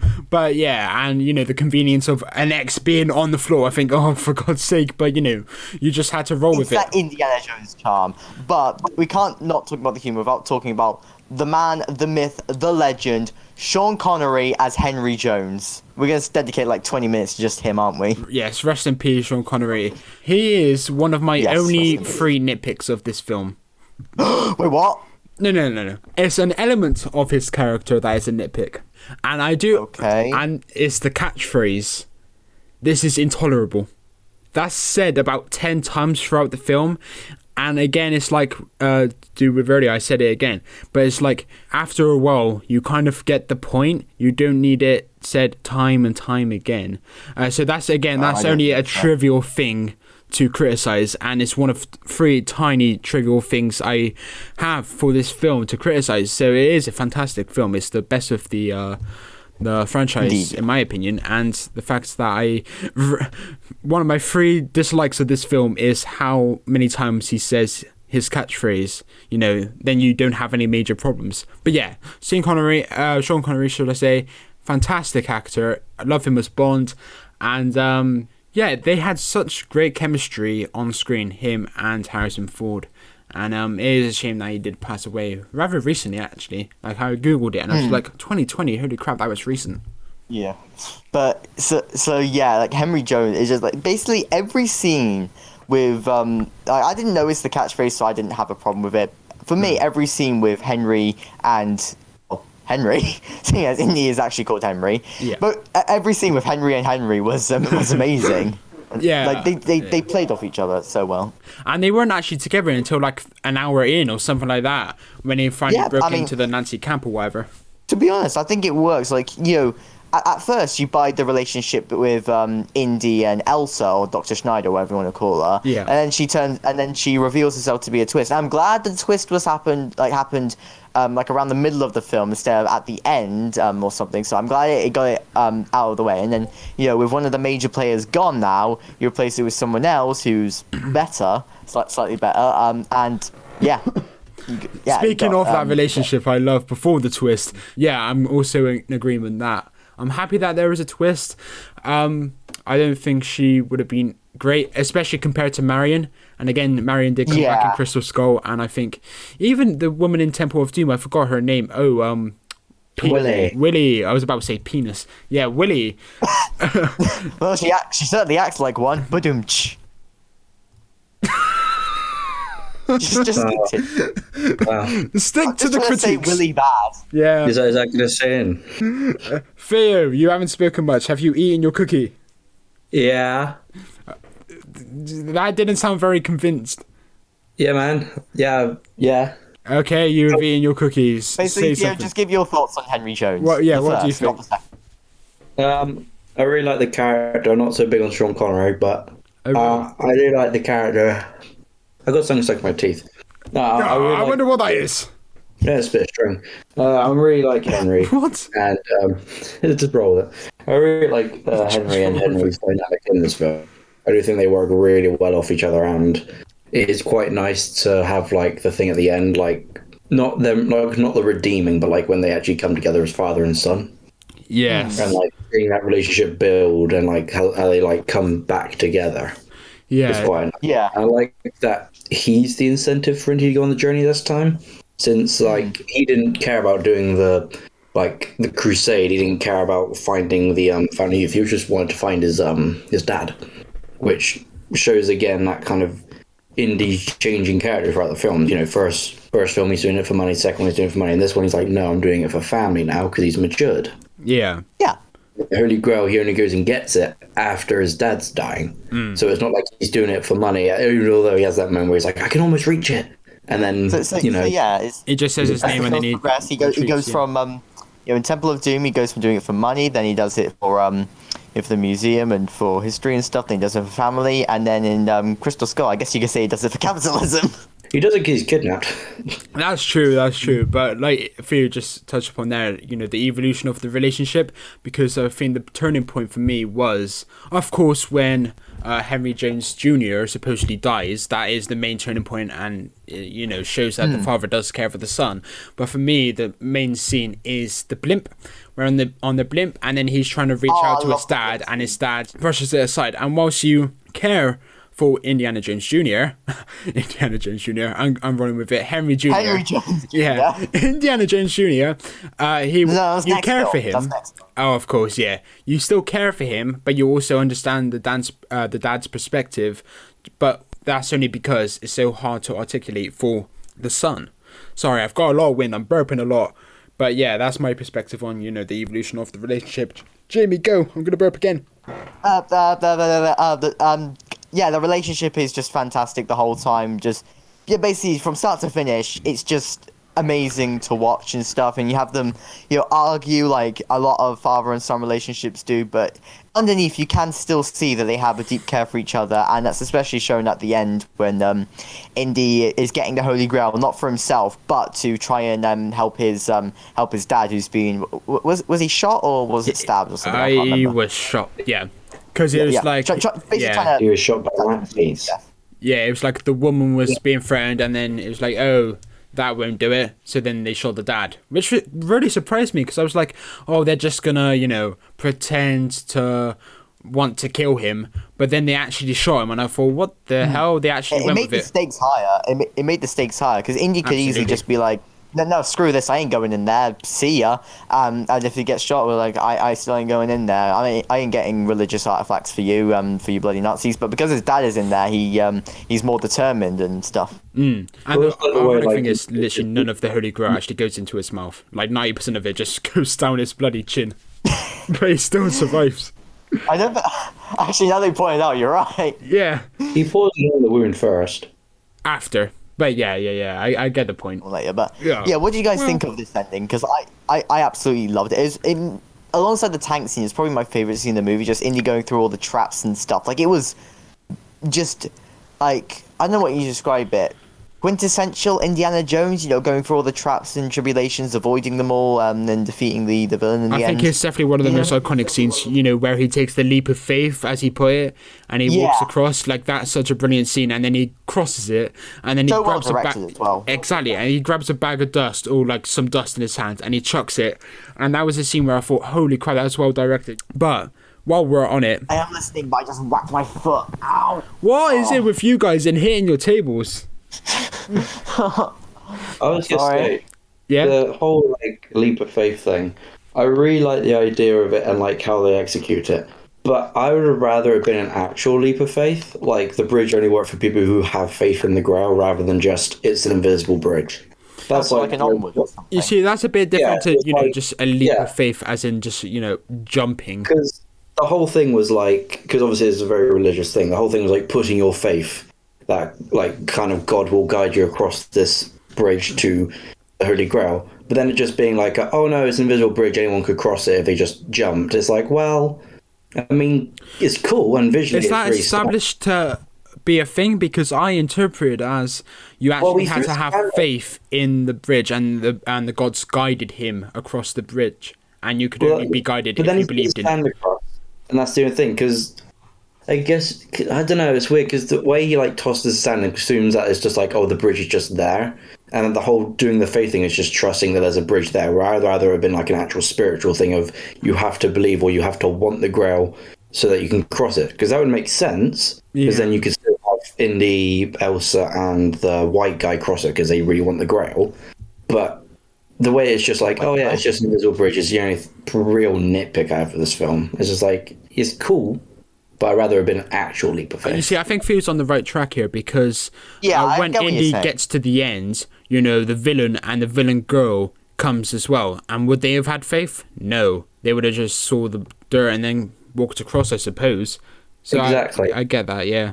The whole like spelling the name and then like him not knowing how to spell the name was brilliant. I love that. I love the whole kind of coaching thing that like when he's doing all the trials and tribulations that Henry's like lying there whispering all this like basically like cheat codes for Indy, even though he can't hear him, but he said like it's spelt with a G. It's like or the something. father-son bond, yeah, like his subconscious, they can understand it together, yeah. And it's like when he messes that bit up, I'm like, no, it's spelled with a J. Yeah, and ironically, that is my other nitpick with this film, the J. And it's such a trivial, small thing to criticize. But when he falls through the J, he doesn't die. He's like, oopsies. Yeah, well, yeah, but the circumstances of that. So what he basically does, that would have been picked up in the recording. I just got a notification. That would have been picked up. Sorry, that was a Windows notification. I didn't hear it. But yeah, when it'll be in the edit. When he falls, he puts his arm on the other letters. Like, we see it from, like, the bottom up, so all we see is, like, dirt or whatever, but what he's actually got his arms on would have been the other letters that haven't fallen through, and they would have been the wrong letters, so theoretically, those letters should have fallen as well, so he would have fallen to his death anyway. Again, such a small thing to nitpick, but I did notice that. It's like, I mean, every film, no matter how great it is, has small nitpicks because there's no such thing as a perfect film. Like, we're clutching at straws here. That just shows how great of a film this is. That we're literally like, it does make sense that he puts his hand on dirt. Like, that's what we're griping. That literally is it, and that's pretty much my only criticisms for the film. The catchphrase being said many times, and that arm bit. Yo, dude. Well, you said there were 3 criticisms. What's the third one? I'm curious. Damn you for saying that out loud. I was like biding my time to remember it. Oh. Yeah, I'm biding my time, so we'll get there, I'm sure. Forget I said that. Let's And speaking of the ending, after the Nazis are defeated, Elsa dies and whatnot, that ending shot of Indy, Henry, Salah, and I think there was another guy, just them all riding away on their horses into the sunset, like that is just a perfect way to end the trilogy, and it should have stayed like that. Yes. No. Yes. No. Yes. But it's still Probably. a perfect way to end the trilogy. It's a fantastic ending to a perfect trilogy. Yeah, but if you want to consider a trilogy, sure, like, this is its own trilogy, but then you've also got one extra that, Yeah. you know, I still am glad it exists, because there are a few scenes in it that I really enjoy. In fact, there's a lot of scenes in it that I really enjoy. Yeah, except from the fridge and the monkey swinging scene. Other than those two, and We'll the get to CGI them, we'll get UFO to at the them, we'll end. get to The them. film is very good. It's got Indianisms that you would praise if it was in the 80s or 90s. We'll I'm get telling to you. that. Yes. Well, let's move it back because we can't just talk about the ending. So yeah, an ending shot, beautiful. If I was a more emotional person, I would have welled up. But I'm a person who lacks empathy, so I didn't well up at that. But I know I would have if I was more emotional. So yeah. Yeah, likewise. We have to not just talk about the ending, but there's a middle sequence, where they are on fire. The room is on fire, and they go to the fireplace and they turn, and it's the Nancy dugout and whatever. And this is the point where they had to go to, I think it was a place in Berlin, I'm not sure of the city, to retrieve the diary. And that was like the next plot, like the action plot. I wanted to bring this up. Okay. I mentioned in the first bit that I'm taking history GCSE, so I can mention some things. Yeah. That book burning scene is really accurate. Yeah. So much so that my history teacher actually played it once in class. Like he said, just ignore the Indiana Jones plot and just pay attention to all the stuff. So, the Nazis. Nah, he just wanted to show you Indiana Jones. He wanted to show you a great film.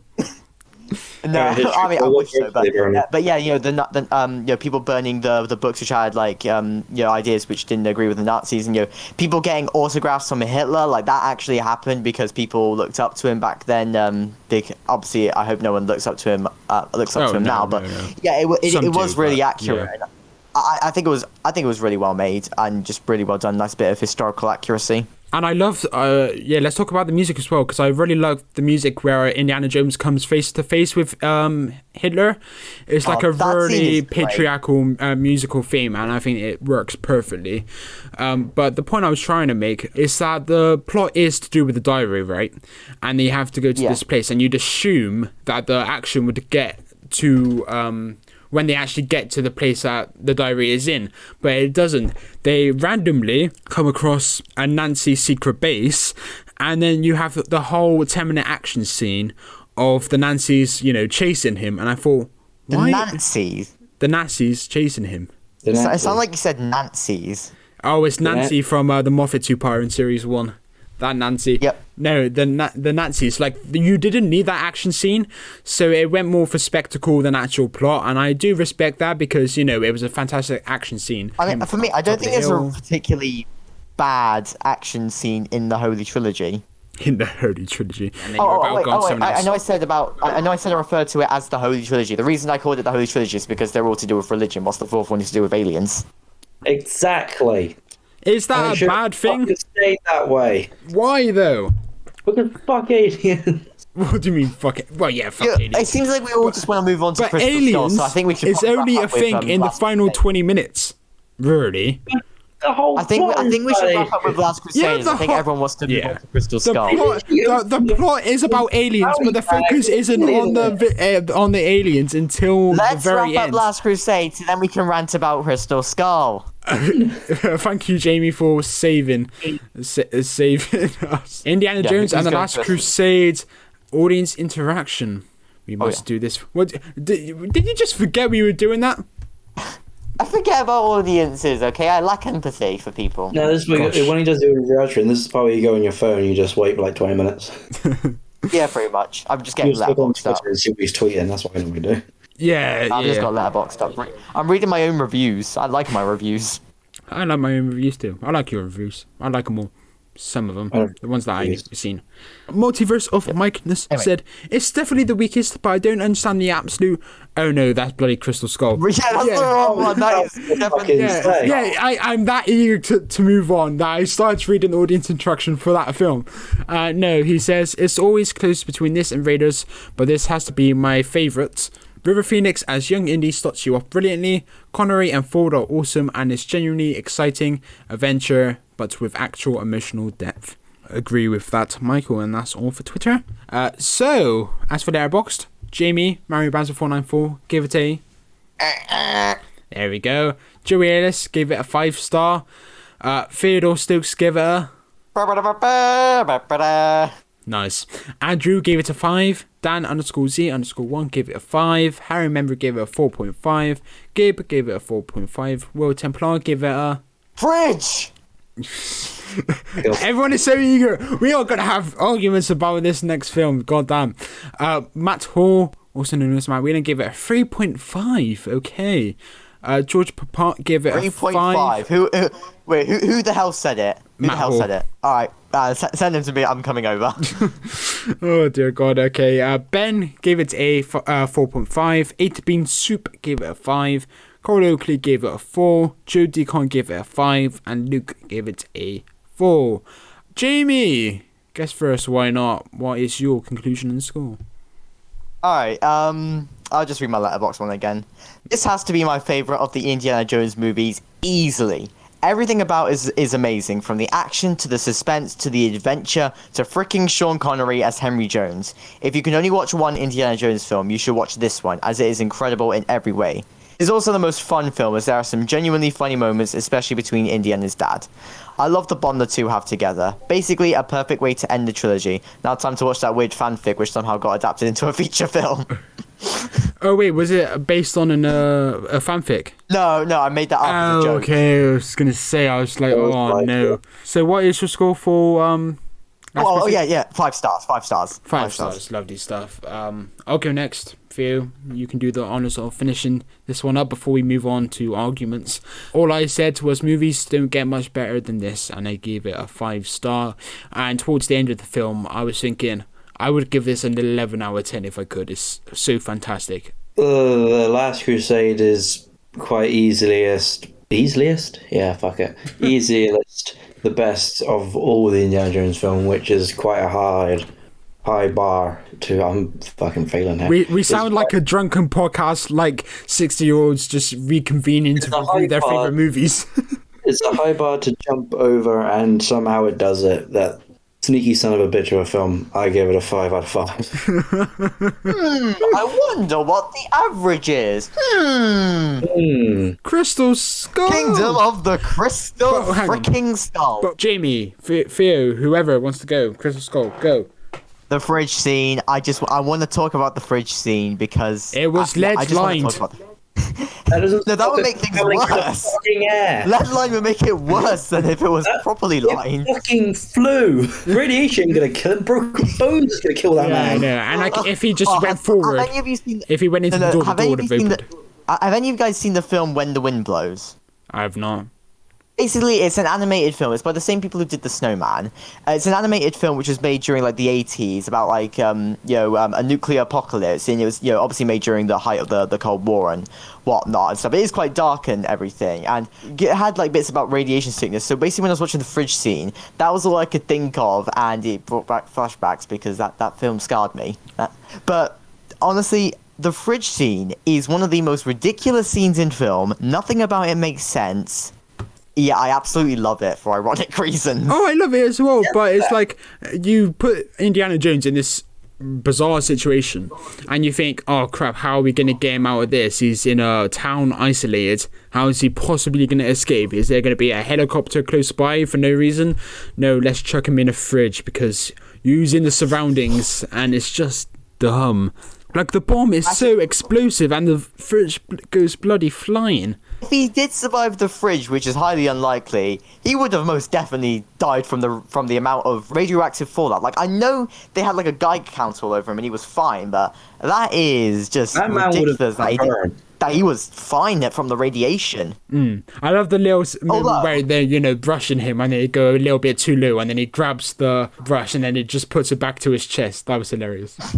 Although there is actually a theory I heard about how he survived the fridge scene, and I don't know whether it's good or not, so I want to get your guys' opinion on it. Okay. Basically, the theory states that the reason Indy survived the fridge scene, despite being battered around in the fridge, the reason why he survived was because he drank from the Holy Grail in the previous movie. You see, Theo, it makes sense. I know that theory. No. Because if that was true, then why was he ever scared of death from beyond that point? And he was also... Maybe he didn't know. Maybe he assumed it wore off or something. I don't know. Well, there's Maybe he's sparing it. They didn't make Maybe a point he's to that, sparing actually, though. it. Maybe more he time only to gets wear one off. extra life. If you're in a fridge that's getting flung across 1,000 miles per hour and you land really fucking hard in the desert, I'll let you live. I'm still That was- It's surprised. Harrison Ford. It's Indiana Jones. Can you imagine if the door landed like ground up, like he couldn't And get he out had to because lift the door himself was up, on the ground. yeah. It's like help! I'm stuck in the fridge. Boy, would Also, dead. fridges lock on the inside, on the outside. Something. Basically, you wouldn't be able to get out of the fridge anyway unless the locks were burst open. Which they probably, to be fair, the locks are probably melted. They had child locks on the fridge. But to be fair, Ray Winston, when he come on, I was like, oh, he's going to do the Bet365 advert. And I was like, oh, god damn it, when he didn't. But Ray Winston, to be honest with you, excellent side character, like playing the triple agent, you could say. I don't remember writing this. I honestly don't remember writing this. I'm just reading through my notes at the moment. I just wrote, Mac has a sexy voice. Oh, yeah, that's why he's in so many, advertisements and he plays evil I guys don't know and the stuff. context, but if you think so too, then clearly I'm not going insane. So I thank you. wouldn't call it sexy, but he's got the voice of an advertiser. Funny scene with Mac though in the film where Indiana Jones jumps into his car and Mac goes, Indy! And then he says, hi, Mac, and then he just punches him with a right hook. I was laughing. Yep. And I'm telling you, there's little moments like that of humour that would hit for a lot more people if it was in the first three films. I'm sorry, the humour in this was just as consistent with the other films. Also, the music was also consistent with the others. If you count ironic and unironic enjoyment in the same bracket, then this was the funniest film. This is the funniest If film. it's pure unironic enjoyment, then Last Crusade is the funniest. And ironically, I think this is the best pace of an Indiana Jones film since Raiders of the Lost Ark. There was not one single moment that I thought, okay, this is not the quick pace, but this film has an insanely quick pace. Actually, I compared to think the I others. may agree with you there, because I did notice the pacing being, quite decent and stuff. Yeah, it's a little slow again at the start, but again, one of my big praises for this film is again something that was praised in our earlier reviews of like Theo. You praised how Indiana Jones, his face wasn't revealed until a few minutes in, where they kind of followed his silhouettes and whatnot. And then this film does exactly the same with the reflection on the car, the shadow on the car, And It's just a you silhouette. see the fedora. And you see the fedora, and it's purposely not showing you his face. And I just think it's little moments like this, and it's like little cues, and you hear the scream that we touched upon again, the funny little scream. So it's just Indyisms that were brought back for this film and to pay homage, I suppose. And I think it works. So yeah. I will admit though, I'm not too big on the opening. Like, first thing you see in this movie is they go into Area 51, the Ark of the Covenant gets a random cameo, and Indy recreates the scene from Hot Fuzz. Oh yeah, when he drops the gun. You sent me a video of that. Yeah, when he you were drops the watching gun it. and it fires and hits the guy in the foot. And I know the scene is a rip-off of Hot Fuzz because Hot Fuzz came the year before this film. So yeah, Oh. this serious action film stole a scene from bloody Hot Fuzz. I'll be honest, it's amazing how such a creative and awesome film that Hot Fuzz is came before this film, because I don't know about you guys, but this film, especially with the CGI sequences, feels very dated, and just the general aesthetic of it, I think they actually did, because again, I watched it behind the scenes. I'm pretty sure they recorded with the same cameras or this like on film like they did with the original trilogy to kind of keep that aesthetic. And whilst I do like that, it does feel older than 2008. Like, it doesn't pop. It feels very old. You know, on a map, and you have like stains and whatnot, and you have that kind of aesthetic with the original trilogy. That was stuck around for this film, I noticed, and that's because of the cameras and whatever they were using to replicate that feel. And that fact that Hot Fuzz came before this really surprises me, because this film feels older than Hot Fuzz by a mile. Hot Fuzz was 2000. What was it? 2007 was Hot Fuzz, and this was 2008. It just shows Hot Fuzz is really innovative and like ahead of its time in many respects. Yep. If I was released now, I'd think, wow. Yep. So yeah, I wasn't too big on the opening, but no, neither.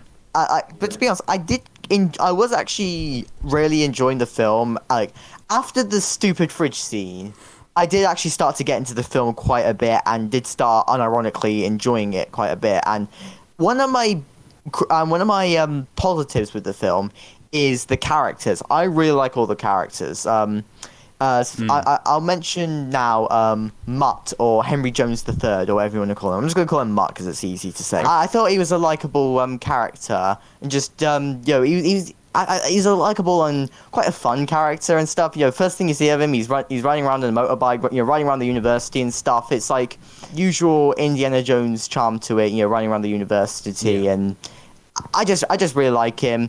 And obviously, you got his mother, Marion, who I was so happy to see back, because I hadn't seen this film in ages, so I completely forgot that Marion was in this film. So I was happy to see her back. And she was even better in this film than the first appearance she was in. I think she was better in this than in Raiders. Maybe a controversial opinion, but I do see the criticism. I disagree, but... Yeah, fair enough. I'm sure many people would. But one criticism I do see often is that the son didn't feel like the son. But it kind of makes sense because, again, the father figure wasn't there.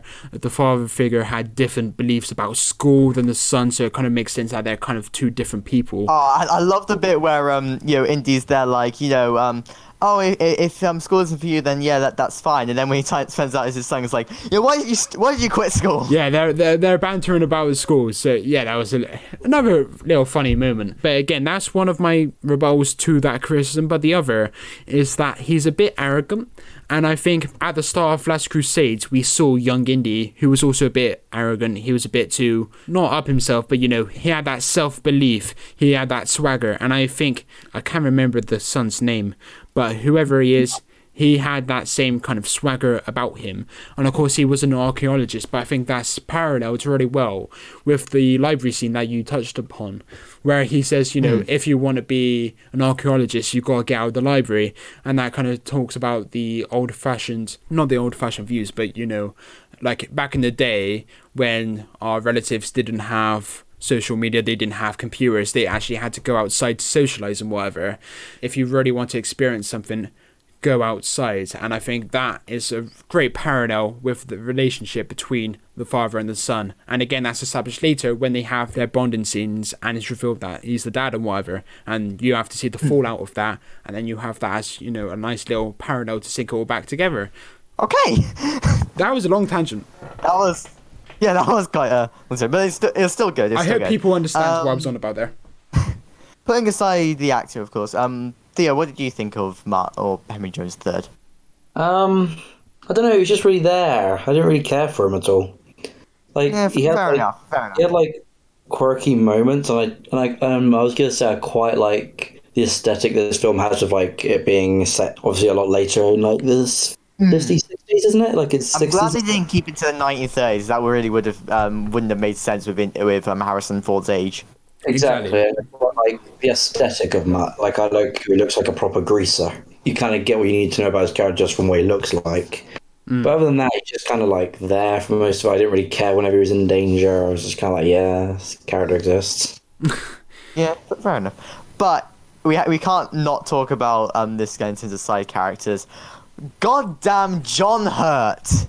Oh, I love the little moment towards the end where it's like the building around him is crumbling, and then he gives like this really sciencey explanation, and I think he sounds exactly like the Doctor there. And then a second later, Harrison Ford comes up behind him and he says, "Welcome back, mate." And I just think, oh, that's such a nice feel-good moment. So yeah, I love John Hurt. just really good, and he's really well acted. And I sent you the clip. I think I don't know whether I sent it on the main group chat and stuff. But the bit where John Hurt says "no more," I did cheer, even though this was made 5 years before Day of the Doctor. I cheer whenever John Hurt says "no more." I just cheer whenever I see a Doctor Who actor in anything not Doctor Who. Yeah.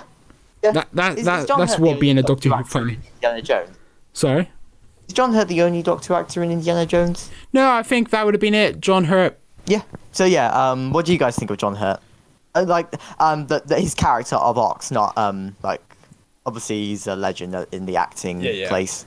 Yeah, I liked him. He was probably the side character I was kind of most interested in, with like his connection to the skull and whatnot.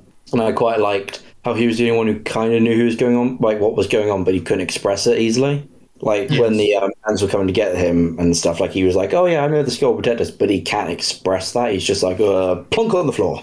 And I kind of do like that kind of character, like that kind of character in any kind of media of like the one who knows what's happening but can't express it. Theo, I know your score. You give it really low. You gotta give some thoughts on why you think it's shit.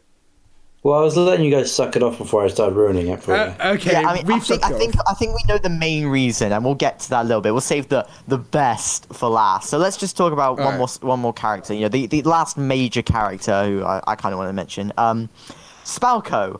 Who the hell is that? I know we've always been calling her the Russian lady. That's because I couldn't remember her name, but I've got her written down. Irina Spalko. Irina Spalko. 2.0. I don't know what she was on, but I want it. No, I just loved her like energy of like, fuck it, I'm going to stand on this boat car thing and just do a sword fight. Like, I just kind of rate that attitude.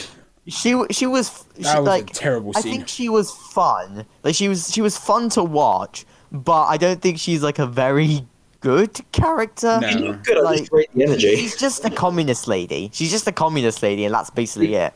That's one of the another positive I have for this film is I do like how the villains are the communists, because then you have like the first and third are the Nazis, second is like a weird insensitive cult mayhaps, and the fourth one's I always think that Temple of Doom, like in terms of villains and stuff, it always feels really out of place. In the 1930s, the main political opponent and like enemy was the fascists, as in the Nazis, and in the 50s it was the communists and stuff. So what would an Indiana Jones in the 21st century be like? We're gonna find out. I dread. No, I mean like set in the 21st century. We might find out. I don't even know when is that film, the next film set? I don't know, but I imagine it would be the 50s again. It would probably be like 50s, 60s. Maybe probably the 60s actually, yeah, now they mention it. Yeah, like 10 years difference. Yeah, fair enough. So more nuclear bombs, more fridges, yay! Yeah, go on, Theo, give your tirade. You mentioned the monkey swing. I call it the Tarzan swing, but same thing. I'm glad I'm not the only one who thinks that scene is ridiculous. It looks god-awful. The CG does not hold up in that sequence whatsoever. It's yeah, like, and just, why are all the monkeys just swinging with Mark? Yeah, why did they... What's the connection? Is it like, oh yes, he's one, like, he's just like, he's one with the now. Like, they literally just like, the monkeys just feel bad for him, so they're going to swing with him for a bit. It's like, what the fuck? Would you just relate with his intelligence level and was like, monkey. And then they just started swinging through the fucking forest and there. Oh, this does fit with the monkey meme. Yeah, I hate that meme. I love the meme. And also, why was half this film set like in Vietnam? Like, I swear, like it was all just jungle. Wait, I swear it was Mexico it was set in. Yeah, but it felt like Vietnam. It felt like it was trying to be a Vietnam film. That's another thing. It felt like this film really film, so I'm surprised it wasn't in bloody Vietnam. I know, but it wanted to be a Vietnam film so hard. Like they had like the commies and the aesthetic and like. Oh well, controversially, I still prefer this film to Tropic Thunder. So. I haven't seen that. Yeah, neither have I. We watched some very different films. The last silly moment, I'm kind of more mixed on personally, but the infamous ant scene. The reason I'm mixed on it is bad. Like part of it. Some of the moments are ridiculous, but it does have a good sense of tension to it. But at the same time, I can't really get past when the ants were like crawling over the guy and they were going in his mouth and he was just screaming at the same time. Like, how the hell does that work? Where were the ants going into? Were they just chilling in there? Like, did they go out as... Oh, yeah, good point. Where did they go out? It'd be a bit more muffled. He'd, like, be struggling to scream because he would be able to breathe. And if you can't breathe, you can't scream. Maybe. I haven't tried that theory out. But the biggest moment, the biggest facepalm with the ant scene was there's a scene where Spalco was like on a vine or something, and the ants literally stacked on top of each other to try and reach her, and she like kicked them away. Like, Oh yeah. what? They're intelligent Also- ants. They know how to kill. That level was Yeah, bullshit. but that's not. That's not. Go on. Let's give Theo his time to shine. Turned into like a fucking big Lego man and started fighting. It's like, what the fuck? I'm glad you mentioned that Lego. You said you were going to mention the Lego. Yes. Will you let me go on a little tangent? Oh, dear Because it God. isn't really about the film. Okay. But all right. Lego Indiana Jones 2: The Adventure Continues is a terrible adaptation of the Indiana Jones movies. Basically, worst. my headcanon is that the creators watched Crystal Skull and their minds melted because they did not know how to adapt to film.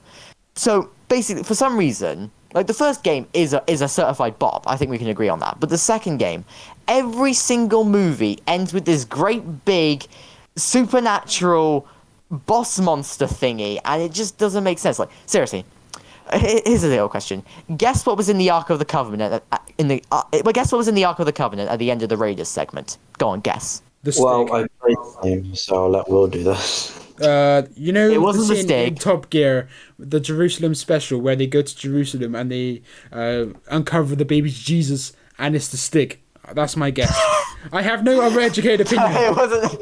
It wasn't. It wasn't the stick. It was a get this. It was a freaking disco ball, and then all the Nazis just started partying, and then Bollock dear just God. turned into this giant sand beast for some reason. Like, I thought you were about what? to say Bollock actually turns into a Bollock, then I was going to be like, yes. No, but he does this great big sand beast, and then the white guy drinks from the Holy Grail in Last Crusade. He turns into this great big electrical beast for some reason, and then in Crystal Skull, the ants, they literally do form together to turn into a giant Lego man. But the sad thing is that one didn't actually feel out of place. That one fit right in. Yeah, But you can see why I think it's a really bad adaptation of the movies, because it strayed way too far from the source material. It was just ridiculous. Arguably more ridiculous than this film. Game is the shortest Lego game. Yeah, Well, Indiana Force Jones 2 is Awakens definitely was my least favorite. Second Lego game was shite. First one was amazing.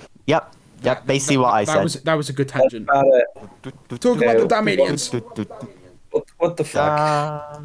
Da, What the fuck? Why? yeah, that sums it up pretty Why- well. Like, why they looked garbage? Why were they here? We never got an explanation. I swear they were just kind of chilling under this temple because reasons. And Because aliens, and it's George Lucas. Because it's a discovery. Everything's bloody yeah, but like, this. why were they chilling? I swear we never got an explanation why they were just chilling there. And like, how the fuck did they get the alien from there to Area 51 but not find the other aliens? And like, why Because was the the other ones skull? were pointless. Because space logic. That was the unique one. They made a point of that early on. Yeah, but why? Complete bullshit. It ruins the film. The ending does, sucks. actually. The ending sucks. The final 10 minutes suck.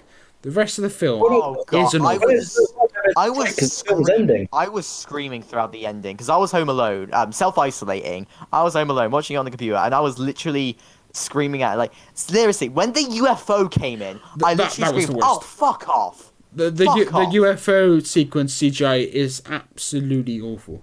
Like that has Like, not aged well. I in- literally bit. screamed that. No. You may have to bleep that out. I don't care. That is literally what I said. It's just shit. Like, it doesn't.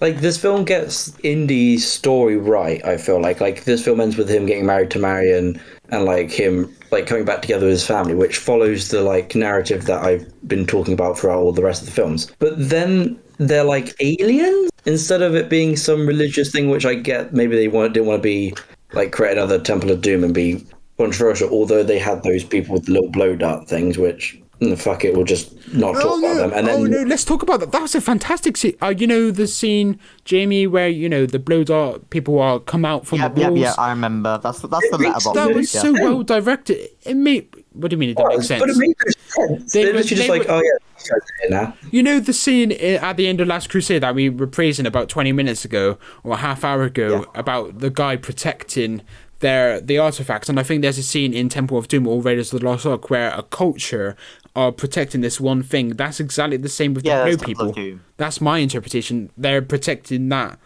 thing, and it must be protected, and that's where they are. Yeah, Temple of Doom. Yeah. But it's just, I don't know, it just Going back to didn't, the like, aliens. go on. Go back to the aliens. It's like, so I feel like Raiders and Last Crusade, they follow like a strict action-adventure genre and don't really do other things, whilst Temple of Doom and Crystal Skull kind of like genre bend. You know, Temple of Doom leans more towards horror and Crystal Skull leans more towards sci-fi. And I think we can all agree that horror fits with Indiana Jones way more than sci-fi. Yes. Yeah, of course. Well, Because to be fair, because Raiders of the Lost Ark had elements of horror in it with the traumatizing ending. true. But would you not class it as like a sci-fi ending? Because of course it's like got religious context, but it was pretty much like ghosts and evil spirits. It was like the Gelf in the Unquiet Dead. It's still sci-fi. It's a sci-fi ending. Wait, are you saying that this film's a horror? No. I'm saying, what I'm trying to say is Indiana Jones has dabbled with sci-fi before. No. Yes. If you're trying to say that, like, the religious stuff in Temple of Doom was sci-fi, that's not sci-fi. No, I literally just made the connection with the ending of Raiders of the Lost Ark. Like, yes, it's got the context to religion, and it's meant to be interpreted as religion, but they're still pretty much ghosts and phantoms. That's sci-fi. You're delving into sci-fi horror. I don't class ghosts as sci-fi. Ghosts I really is don't. not sci-fi. That's if anything, that's more horror. Like if you're trying to, like, because sci-fi is like science and like aliens and extraterrestrial stuff. Where That's what those ghosts were, though. They weren't human beings. They were phantoms. They were otherworldly. Yeah, projected by God in his epic rave machine. But the spirits were like directly meant to be like from Earth. Like, well, God, I don't know how they explain God in this universe, but those spirits are like human spirits, and like that's all kind of. Let's just say that the Phantoms make more sense in Indiana Jones than aliens. Yeah. Sure. Let's just move on, okay? I don't particularly agree, but yeah, sure. The aliens aren't great, but I did like the sequence when, were there 8 of them, where they all merge into one, and the sound effects keep getting louder and louder. It's like the shloop sound effect, and I say kind of. I couldn't take it seriously because it's an Indiana Jones movie. Like, for me, any scene with the aliens was just automatically bad, even if they were well made. I just thought it was bad. They also looked really pretty when they fit. actually went into the temple. They looked beautiful, and they didn't look out. They don't look dated particularly. For me, I didn't like the designs of the aliens. They just look like knockoff Pauls. Okay. If any of you have seen that. Yeah. I've seen Paul. I'm sure Theo has as well, hopefully. But What was it? Paul. Yes. Oh, thank God. Yeah. But I Just look didn't like like the knockoff design Pauls. of the aliens with skin. This sounds weird. I liked the aliens without any skin when they were crystals. The crystal design was magnificent, but when they actually merged into their actual being, I was like, ugh, skin. It's because like maybe the typical like the basic bitch like Roswell, E.T. Not E.T. but like you think extraterrestrial, you think of like slender head, big head, like big brain and big black eyes. As I said, Yeah. knockoff Pauls. Yeah, but this trying film, to do utilizes a lot of like bright lights in the background to emphasize moments, like the Chibnall era does with, the lens flares and whatever. This film kind of delves into that. So I think if at the end they remained crystal, so when it was going shloop, shloop, shloop, and at the end the sound effects went really loud, the music was really impactful. This is like a hypothetical. I wish this scene was going in this direction. And then the final one is the crystal man, like the ultimate crystal man, the crystal alien man, whatever. And then just like really emphasizes that moment with a bit of light in the background that reflects through the crystals, as opposed to just merging into this typical alien. I think that could have been so amazing. And then have that, But then and it's without the counteracted with all UFO, the swooshy, superb. lighty effects, and then Spalco's eyes erupt into flames. And to be honest, I didn't like that bit. It was kind of satisfying, because I've seen that clip many times before for representing stuff. It's like, oh, so that's where it comes from. I was just gonna say I agree with you with like the alien designs, like the crystal skeletons and like the crystal skull itself. I think look really nice, and like they get the job done. When they get the flesh and like when they become like aliens, it just feels really uninspired. I know what they were trying to do, but it just feels like fuck yeah, just alien. For me, I the agree. crystal skull is the best looking artifact that they have to carry around because, it's like it is.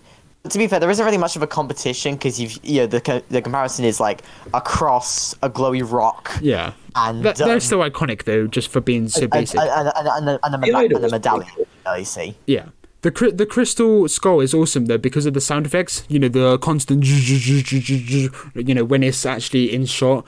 That sound effect. It's like the magnetic sounds really amplified. I really like I the didn't sound get effects. the magnetic bit, though, but the sounds were good. The sound design was good. Yeah. The music. Yeah. The Yeah, I music thought it was is as good in this film Agreed. as it is in the other films. So, Agreed. one last ridiculous moment is the bit at the end after the wedding when the doors burst open and the wind just carries the fedora around and just like, why? Just why? Well, Yeah. why was this needed? Does it land on like mud or something? It did at his feet, and then he picked it up. But then Indiana took it, and then the theme tune kicked in, and then the credits rolled, which I thought was a lovely little scene to end on. I think it's just a mud or Shia LaBeouf, and that kind of made me happy. But I'd say I just want to mention this, that personally for me, I think this film had potential to be as good as the original three if it didn't have aliens in it, because I think everything else was working really well for me. Like, I like the adventure, I like the pacing, I like the characters, I like the music. I did actually really like the direction and stuff, but as soon as the aliens got involved... I think with the humor and the sequences... and not just the aliens, Yeah. just other stupid moments like the fridge scene. Again, the obvious silly moments, unforgivable, right? However, there were little slightly similar moments of silliness with the humor and stuff. And I do think people would be... And I'm going to mention this again. I think they would be more forgiven of it if it was in the other three movies in the original trilogy. I think... if you take some people's criticisms and put them in the first three films, you wouldn't mention it. I don't think. I think those. I disagree. I feel like Not the fridge. Like I said, not the obvious silly scenes, but some of the humor. But it's just they're writing. I thought the humor was working. When I said the stupid scenes, I mean things like the fridge scene and the Tarzan swing and the ants Unforgivable. building on top of each other. Audience interaction. So.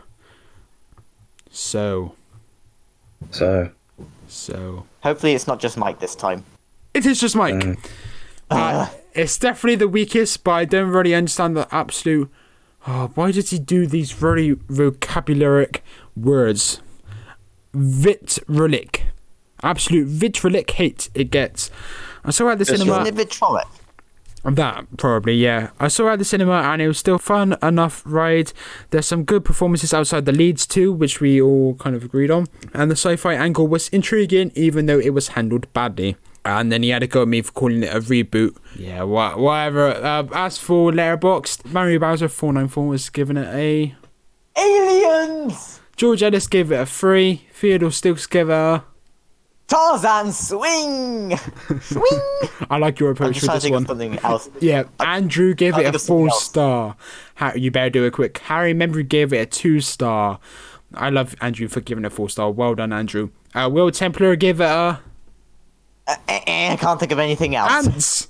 Commies! Oh yeah, ants! Lego Indiana Jones 2 sucks.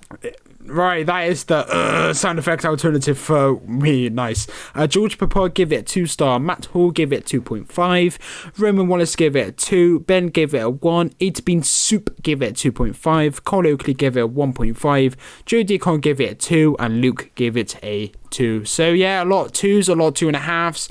A couple 3s, 1 4. But yeah, generally mixed. Not offensively awful, not real good scores. Speaking of good scores, Jamie. Oh, all right. Let's read my letterbox one, and if there's anything else I need to clarify, I will mention it because I can't remember if I had it all. Kingdom of the Crystal Skull is easily. Can you stop singing because it's throwing me off? Kingdom of the Crystal Skull is easily the weakest Indiana Jones movie. However, despite a lot of its flaws, I still find it quite overhated. I will say that what ruins this film for me is the aliens. Why on earth was sci-fi implemented into Indiana Jones? It seriously does not fit at all and makes little sense. Because of this, the ending was absolutely horrendous. I cringed so hard when a UFO appeared and when the alien who looked like Paul rocked up. it was bad. There are also just a lot of dumb moments like Mutt swinging through the trees like Tarzan and some of the stuff with the ants and, of course, that goddamn fridge scene. After saying all that, though, I do still like most of the film. Indy is great as usual. It's great to see Marion back. John Hurt kills it as Ox. And Mutt is a great secondary character. The action is just as good as the other films, and so is the score. I also really like the adventure and the settings for this film.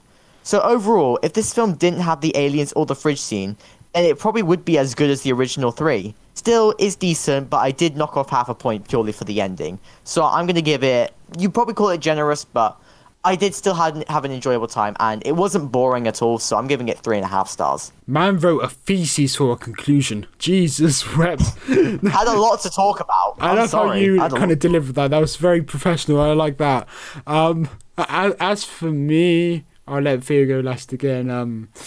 My review is as simple as the amount of CGI used in the final sequences is shameful, but I'm telling you, remove the excessive CGI and release this 15 years earlier, and the average score would be around a 3.0.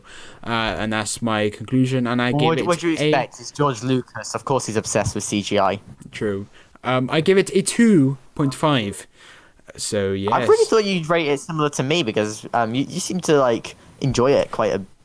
I mean, from what I could tell from this. I rated it quite a lot, but I do think the direction was it was really good for the most part. Well, actually, I'm not going to criticize the direction. I'm going to criticize the editing. There were a couple sequences towards the start, for example, in the office scene, where they cut between different angles, and continuity wasn't quite there. Oh, yeah, I forgot to mention when Mutt is going through the library, that it had the single worst Wilhelm scream I've ever seen in the film. That was the one I was alluding to earlier. Yeah, that was like funny. It's just like someone just ducks out of the way, and all you can hear is "ah!" And just what? Yeah. What the actual hell? Don't get me wrong. Love all the films. I think the pace is at its best since Raiders of the Lost Ark. I think the pace of this film is better than Last Crusade and Temple of Doom. I think the music is just as superb. I think I really like the homages. I think it's a really respectful film in my opinion compared to the old ones in terms of it pays respect to the old ones. But again, it did miss the mark, should I say, in regards to the aliens quite massively, and linked with those continuity errors, it isn't the best made film, and I think there is there's a definite downgrade between this and Last Crusade, for example, which is like exceptionally made. So yeah, that's my justification for the score. It's still on the positive side. I give it 2.5. If I were forced to give it like a 2 or 3, I probably would have went for 3. But yeah, that's my conclusion and score. How about now? You, Let's Theo? hear Theo's rant. I'm looking forward to this. If he's got one, does he have I give one it in the locker? Honestly, this is a film I don't really care enough about it. So like, because with like Home Alone 4, which I gave half a point, I gave it. That's the only one I gave it 0.5 because I give it 1 star, I think. Yeah. Right. Sorry, I got confused. Sorry, I'm trying to act smart. That's one of the only films I have a passion hatred for, and like I can go into why I hate this. With this one, it's just kind of I don't care enough about it to give it too much hate. But there are some things I do like I like the communists and like the settings and some of the jokes work. But I just don't care enough about it, and I fucking hate the aliens. So I think that's very justifiable. Yeah, I think so too. I can see why people don't like this film, and that's perfectly justified. I'm just, yeah. I think there's enough there to actually warrant, a decent score. But I'm intrigued to know, has your score changed from a 1 star feel? Nah, it's always been a 1. Okay, so, oh dear God, I have to work out the average now. So can I mentioned this earlier, but can I go through like where all the Indiana Jones films are currently in my 2022 film rankings? Yes, I really want to know. Go for it. All right, so I'll do it in chronological order. So I have seen a total of 34 films this year. Raiders of the Lost Ark is currently in number 12. It is above Finding Nemo and below Coco, so 2 Pixar films. Yep. Temple of Doom is a bit lower at number 18. It is above Onward and below Goldfinger. I do like Onward. Goldfinger. Oh, it's below Goldfinger, did you say? Yeah, it's below Goldfinger. Okay, I can get behind that. Goldfinger's a fantastic film. I do really like it aside from the age moments. Oh, yes. Last Crusade is for me it is the weakest 5-star film I've seen this year, but it's still in number 10, above Coco, which I already mentioned, and below When the Wind Blows, which I also mentioned earlier in this recording. Yes, I did really like it. So there were a total of. So when you said films don't get much better than this, I was just thinking, well, I've currently got 9 films which I prefer to it in my ranking. So and that's this year as well. Yeah, one of which is Interstellar, so that'll make you happy. Yeah, big up Interstellar. And controversially, I think in terms of where I put it, Crystal Skull is in number 28, above Being John Malkovich and below From Russia with Love. That's probably very controversial. Again, I prefer I know people love Being John Malkovich, but I couldn't care much. I didn't care much for it. But From Russia with Love, I like to call that From Train Line with Love, because they spend about 75% of the film on a train. I agree with you there. Yeah. So yeah, that wraps up our conclusions of scores. The average score comes to a 2.16, so we'll round that, of course, to a 2 out of 5. Damn. So yeah, once again, I've been Will. This has been Theo. It has been me. Our special guest today has been Mario Bowser494. I stand the fridge scene. See ya. Yeah, thank you guys for watching. Please like, subscribe. Please give us a 5-star if you're listening to us on Apple Podcasts and now Spotify, because Spotify have also got a rating system.